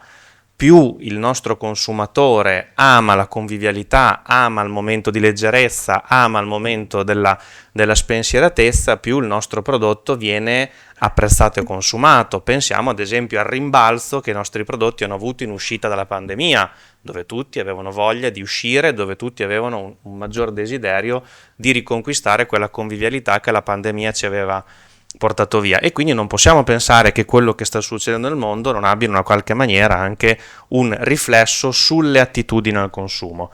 Però l'Italia, mal comune mezzo gaudio, ha una capacità di resilienza, resistenza, non so che termine vogliamo usare, maggiore in questo momento rispetto anche a delle portaerei del vino. Basti guardare a quello che ha fatto la Francia o ad esempio sull'Australia, che era stata citata poco fa come metro di paragone per la regione Veneto. Ma gli stessi Stati Uniti hanno sofferto della loro politica, perché quando hanno aperto la querelle commerciale col Canada il mercato statunitense del vino che dagli Stati Uniti andava al Canada si è fermato perché i canadesi hanno detto tenetevelo voi, e lì noi abbiamo avuto delle opportunità di ingresso o di ampliare la nostra presenza sul mercato canadese, perché questo è uno degli altri effetti indiretti dello sconquasso tariffario che l'amministrazione Trump ha portato. Qui vediamo un po' come siamo andati mese dopo mese rispetto un po' alle cose che stavano accadendo, no? sulla linea della storia. Trovate vini, spiriti, aceti, perché Federvini rappresenta 3 comparti: il comparto dei vini, il comparto degli spiriti e il comparto degli aceti. Guardiamo sempre la colonna dei vini questa mattina. Ma veniamo alla questione più dello specifico. Tasso di cambio, altra variabile non indifferente. Si parla tanto del DAS del 15%, guardate dove è andato il tasso di cambio, quanto si è apprezzato l'euro sul dollaro. Questo è un secondo dazio che le nostre aziende stanno pagando sul mercato statunitense. Ma veniamo al riorientamento. Dicevo, le aziende per le aziende la diversificazione è nel DNA, e quindi non è che le aziende si stanno inventando dopo l'annuncio dell'amministrazione Trump la necessità di andare a cercare nuovi mercati. Nella slide che vediamo troviamo la mappa del mondo, e è un intervallo di tempo dal 2019 al 2024, e vediamo che sostanzialmente nella stragrande maggioranza dei paesi del mondo che consumano vino, quindi dobbiamo togliere i paesi dove c'è una prevalenza di religione musulmana, la variazione dei consumi è una variazione positiva. Questo è il primo metro di una diversificazione dei mercati che è già in atto. Qui abbiamo un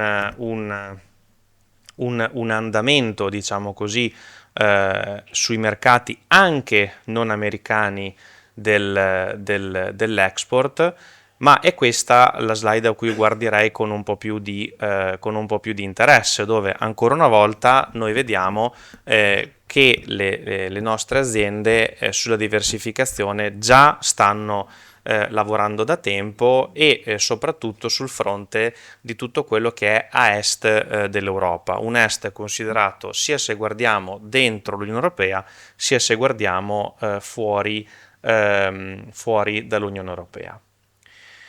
E io ho inserito una slide sul Mercosur su cui andrò veloce, ma è su questa che volevo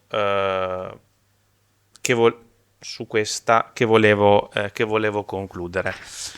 Quando si parla di strategie di riorientamento, volevo legarmi all'intervento dell'assessore nel suo saluto, quando ha fatto menzione al pacchetto vino. Noi abbiamo degli strumenti che possono accompagnare quello che possiamo chiamare il riorientamento delle aziende in questo 2026, che non sarà sicuramente un anno facile. E ne voglio citare 2. Nel pacchetto vino noi abbiamo ottenuto, abbiamo come Sistema Italia, 2 misure importanti. Il primo è l'allungamento della durata. Sapete che oggi si può rimanere in un paese con contributo 3+2 anni, quindi per un totale di 5 anni. Col pacchetto vino passiamo a 3+3+3, quindi abbiamo più tempo per rimanere sullo stesso mercato, cioè sul consolidamento, e questo è fondamentale per il mercato statunitense. Dicevamo prima, mercato che è insostituibile. Noi non ci dobbiamo innamorare nei prossimi mesi della parola diversificazione. La diversificazione la si fa già, va continuata, ma non dobbiamo innamorarci della diversificazione perdendo di vista il mercato americano, perché è troppo importante per noi. E quindi questa misura del pacchetto vino ci aiuta a fare questo tipo di mestiere sul mercato statunitense. L'aliquota di aiuto, l'aliquota viene maggiorata dal 50 al 60%, su questo credo non faccio ragionamento nazionale, non mi permetto di farlo regionale perché ci sono delle signore rappresentanze in questa sala e non è mio compito intervenire sulle scelte di Regione Veneto. Su questo si possono fare due scelte: o aumentare l'aliquota per dare sollievo all'azienda, o mantenere l'aliquota al 50% garantendo a tutti di stare dentro la misura. Ma è una novità che il pacchetto vino ci dà. Ma il pacchetto vino ci dà anche due altre novità che io ritengo interessanti, che metterei nel paniere più grande del tema promozione, perché con un mondo in subbuglio dobbiamo sostenere la domanda. Perché noi siamo un prodotto di consumo, il vino è un prodotto di consumo, e quindi la prima risposta all'incertezza è sostenere, rilanciare la domanda, e sono le misure sull'enoturismo. L'enoturismo è una forma indiretta di promozione, perché significa promuovere il territorio, significa chiamare sul territorio, tra l'altro Regione Veneto ha dei territori viticoli riconosciuti dall'UNESCO e allo stesso tempo meravigliosi. Nell'enoturismo ci sono due misure che potrebbero essere di interesse: una attraverso la misura investimenti per finanziare investimenti materiali o immateriali in cantina sulle attività enoturistiche, l'altra di promozione dell'enoturismo. Chiudo perché sennò non mantengo la promessa di cercare di stare in un tempo conciso. Sugli accordi internazionali, per il riorientamento e per la diversificazione, è chiaro che noi abbiamo bisogno di avere degli accordi internazionali, degli accordi commerciali con dei partner terzi che ci diano quella stabilità che in questo momento abbiamo un po' perso sul mercato americano. È notizia di questi giorni della firma dell'accordo Mercosur. È un accordo che ha, non sta a me a dirlo, dei profili di negatività per alcuni comparti dell'agroalimentare. Se noi lo guardiamo dalla prospettiva del vino, è un accordo che dà delle certezze al mondo del vino, c'è una riduzione a zero delle tariffe, ma soprattutto c'è un riconoscimento delle nostre denominazioni d'origine. Vedo in sala i colleghi del Prosecco, non è stato facile negoziare con i brasiliani per fargli rinunciare al termine Prosecco, quindi io inizierei a guardare questo accordo anche con un po' più di serenità e andare a capire cosa di buono possiamo prendere di questo accordo. È la panacea di tutti i mali? No. L'Europa esporta di vino tra i 200 e 300 milioni, però iniziamo a mettere un piede in un mercato dove ci sono italiani, e sapete che il traino migliore del vino italiano del mondo sono le comunità italiane, che poi diventano importatori e distributori. C'è una discussione in corso con la Thailandia, c'è una discussione in corso con l'India. Allora nel tenere a mente che, lo ripeto, questo deve essere un mantra, il mercato statunitense non è sostituibile, noi non possiamo dare i calci negli stinchi agli americani, perché altrimenti sono calci che tornano subito, immediatamente a casa nostra, ma iniziamo a guardare e a mettere, come posso dire, le nostre pedine anche in altre parti del mondo, dove le aziende ci sono già, perché i dati che abbiamo visto prima fanno vedere la presenza, ma è chiaro che oggi un'azienda per andare in India ha davanti a sé una barriera tariffaria insormontabile. Se con l'accordo con l'India, che si sta negoziando in questi giorni, riuscissimo ad abbassare, a portare a zero le tariffe, ecco che pian piano iniziamo a aiutare le aziende a estrarre marginalità su mercati dove già ci sono, ma per via della tariffa alta riescono a avere, come posso dire, non troppo margine di movimento. Io chiuderei qui l'intervento perché sennò non mantengo la promessa. Grazie ancora per l'invito. Grazie dottor Castelli. Una volta però si diceva che si beve anche per dimenticare, no? Quindi non solo nei momenti felici, ma anche in quelli di grande sconforto, un bicchiere di vino magari ti tira su, no? Però ha accennato il dottor Castelli anche a un altro fronte del mercato, e ha parlato dell'enoturismo. E allora statisticamente ci dicono che ogni euro speso in un territorio per l'acquisto di un prodotto se ne genera almeno 7-8 di indotto, per i territori. Per cui il vino sicuramente, insieme ai prodotti tipici dei territori, anche quando sono di piccola nicchia, se però sono visti come parte di un paniere e possono fare sinergia, sono sicuramente i maggiori, se non protagonisti dello sviluppo dei territori, ma certamente i migliori ambasciatori nel mondo dei nostri territori. C'è anche da dire questo, che già alcuni territori, questo lo dico, ma il direttore Caner lo sa bene, e tra poco anche l'assessore Bond, che in Veneto si stanno sperimentando per territori omogenei i prodotti ambassador del territorio, cioè il prodotto visto come ambasciatore del territorio e come promoter del turismo non solo legato all'agricoltura ma al turismo dell'intero territorio.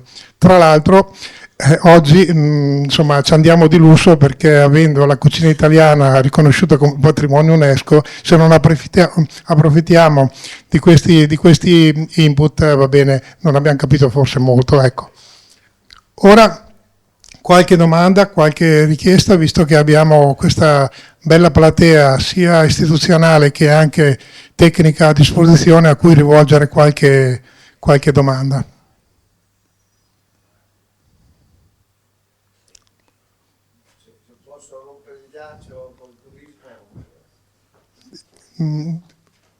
Domande brevi. Sì, ecco, io sono Giovanni Cecconi della comunità Wigwam di Venezia e pratico questo turismo esperienziale. Cosa ne pensate di portare l'università nella campagna, cioè fare formazione mentre si produce e si vende? Magari scuola di lingue, in modo da snellire un po' gli apparati usuali dell'educazione e metterli al servizio della domanda sulla produzione agricola.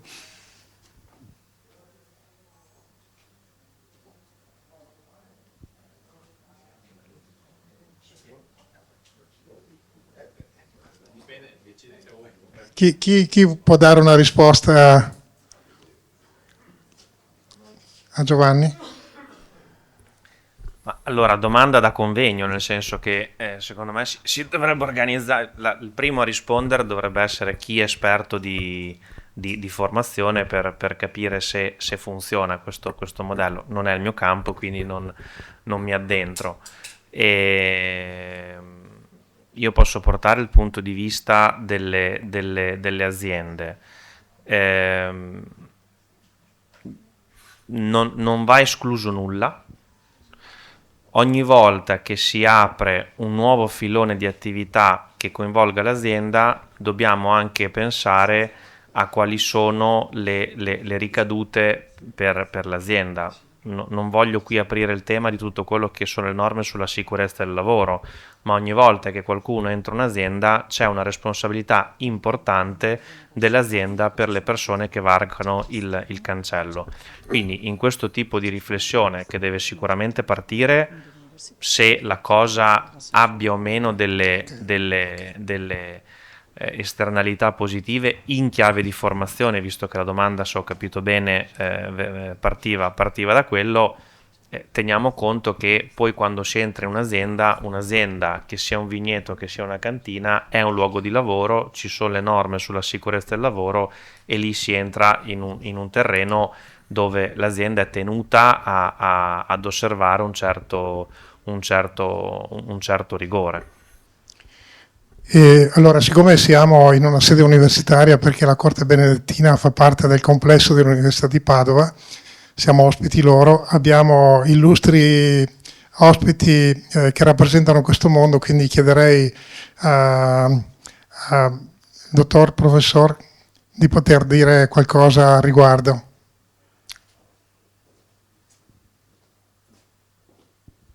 Sì, ecco, certamente noi... Io mi presento, sono il direttore del CIRVE, che è il centro interdipartimentale che l'Università di Padova ha a Conegliano. E noi abbiamo certamente individuato questo problema della formazione per lo sviluppo delle attività di tipo enoturistico. Stiamo cercando anche di fare intraprendere una serie di iniziative per potenziare questa cosa, e tra le quali vi voglio segnalare che abbiamo in questo momento in atto, e sta quasi per concludersi, un progetto europeo che è proprio indirizzato a questo, e in questo caso la formazione viene fatta online, cioè abbiamo preparato una serie di quelli che chiamano MOOC. I MOOC sono dei corsi fatti online che sono diretti sia, diciamo, ai wine lovers, per dire, no? Quindi al pubblico comune, ma anche ai professionisti del settore e alle aziende e così via, in cui facciamo dei corsi di formazione su quello che è, su come gestire, diciamo, da tanti punti di vista queste attività di tipo enoturistico. Adesso verranno messi in rete gratuitamente, sono, per il momento almeno, dopo vediamo come si evolverà la faccenda, sono fatti in collaborazione con università straniere, quindi con l'Università di Bordeaux, con l'Università di Porto e con l'Università di Tarragona in Spagna. Quindi danno anche una visione, diciamo, europea, insomma. Ecco, quindi io credo che questo potrebbe essere un primo strumento per cominciare a entrare. Certamente lì bisogna avere la disponibilità, perché delle volte è difficile fare formazione proprio perché noi facciamo continuamente formazione a Conegliano, però vediamo che abbiamo qualche problema di pubblico, perché la gente ha tante cose da fare, ha da lavorare, eccetera. E quindi l'auspicio è che ci sia una maggiore sensibilità per questo, e noi naturalmente siamo lì per quello, e quindi spero che questa cosa vada avanti, insomma, un po' alla volta. Ora che siamo al termine, direi che in due parole di conclusione tocca, diciamo, di dovere alla padrona di casa della Regione Veneto. Beh, intanto su quella domanda che ha fatto il nostro amico io devo aggiungere due cose. Già sta avvenendo qualcosa di bello, ad esempio sul mondo della botanica e del cicloturismo. Ci sono giornate dedicate al cicloturismo e giornate e mezze giornate dedicate alla botanica, alla raccolta delle piante, al confezionamento, all'essiccazione, con la formula del stare insieme e divulgare, quindi non rapporto lavorativo ma rapporto di passaggio turistico, perché ha ragione il Castelli quando dice c'è il rischio, ecco, quindi da questo punto di vista, e secondo me c'è la possibilità, e sarebbe bello anche svilupparlo anche dal punto di vista come regione in termini di pacchetti con il turismo, anche se io il turismo non ce l'ho, mentre Federico aveva il turismo e l'agricoltura. Ecco. Per quanto riguarda i dati, conferma la visione che abbiamo come Regione Veneto, seguiremo attentamente le varie questioni, il pacchetto vino è da sviluppare bene, anche col tavolo romano, perché deve essere in qualche maniera rafforzato, però ci sono delle grandi opportunità su quel passaggio lì. Possiamo arrivare anche, dicevo prima con il Presidente del Consorzio, anche all'80% su alcune situazioni, e anche a studiare delle possibilità di ricerca di gusto, no, e di mercato su determinati settori. Ecco, con queste considerazioni io vi ringrazio, ci dovrebbe essere un risotto o qualcosa con un po' di vino, grazie per l'attenzione, grazie anche di avermi ospitato e buon lavoro.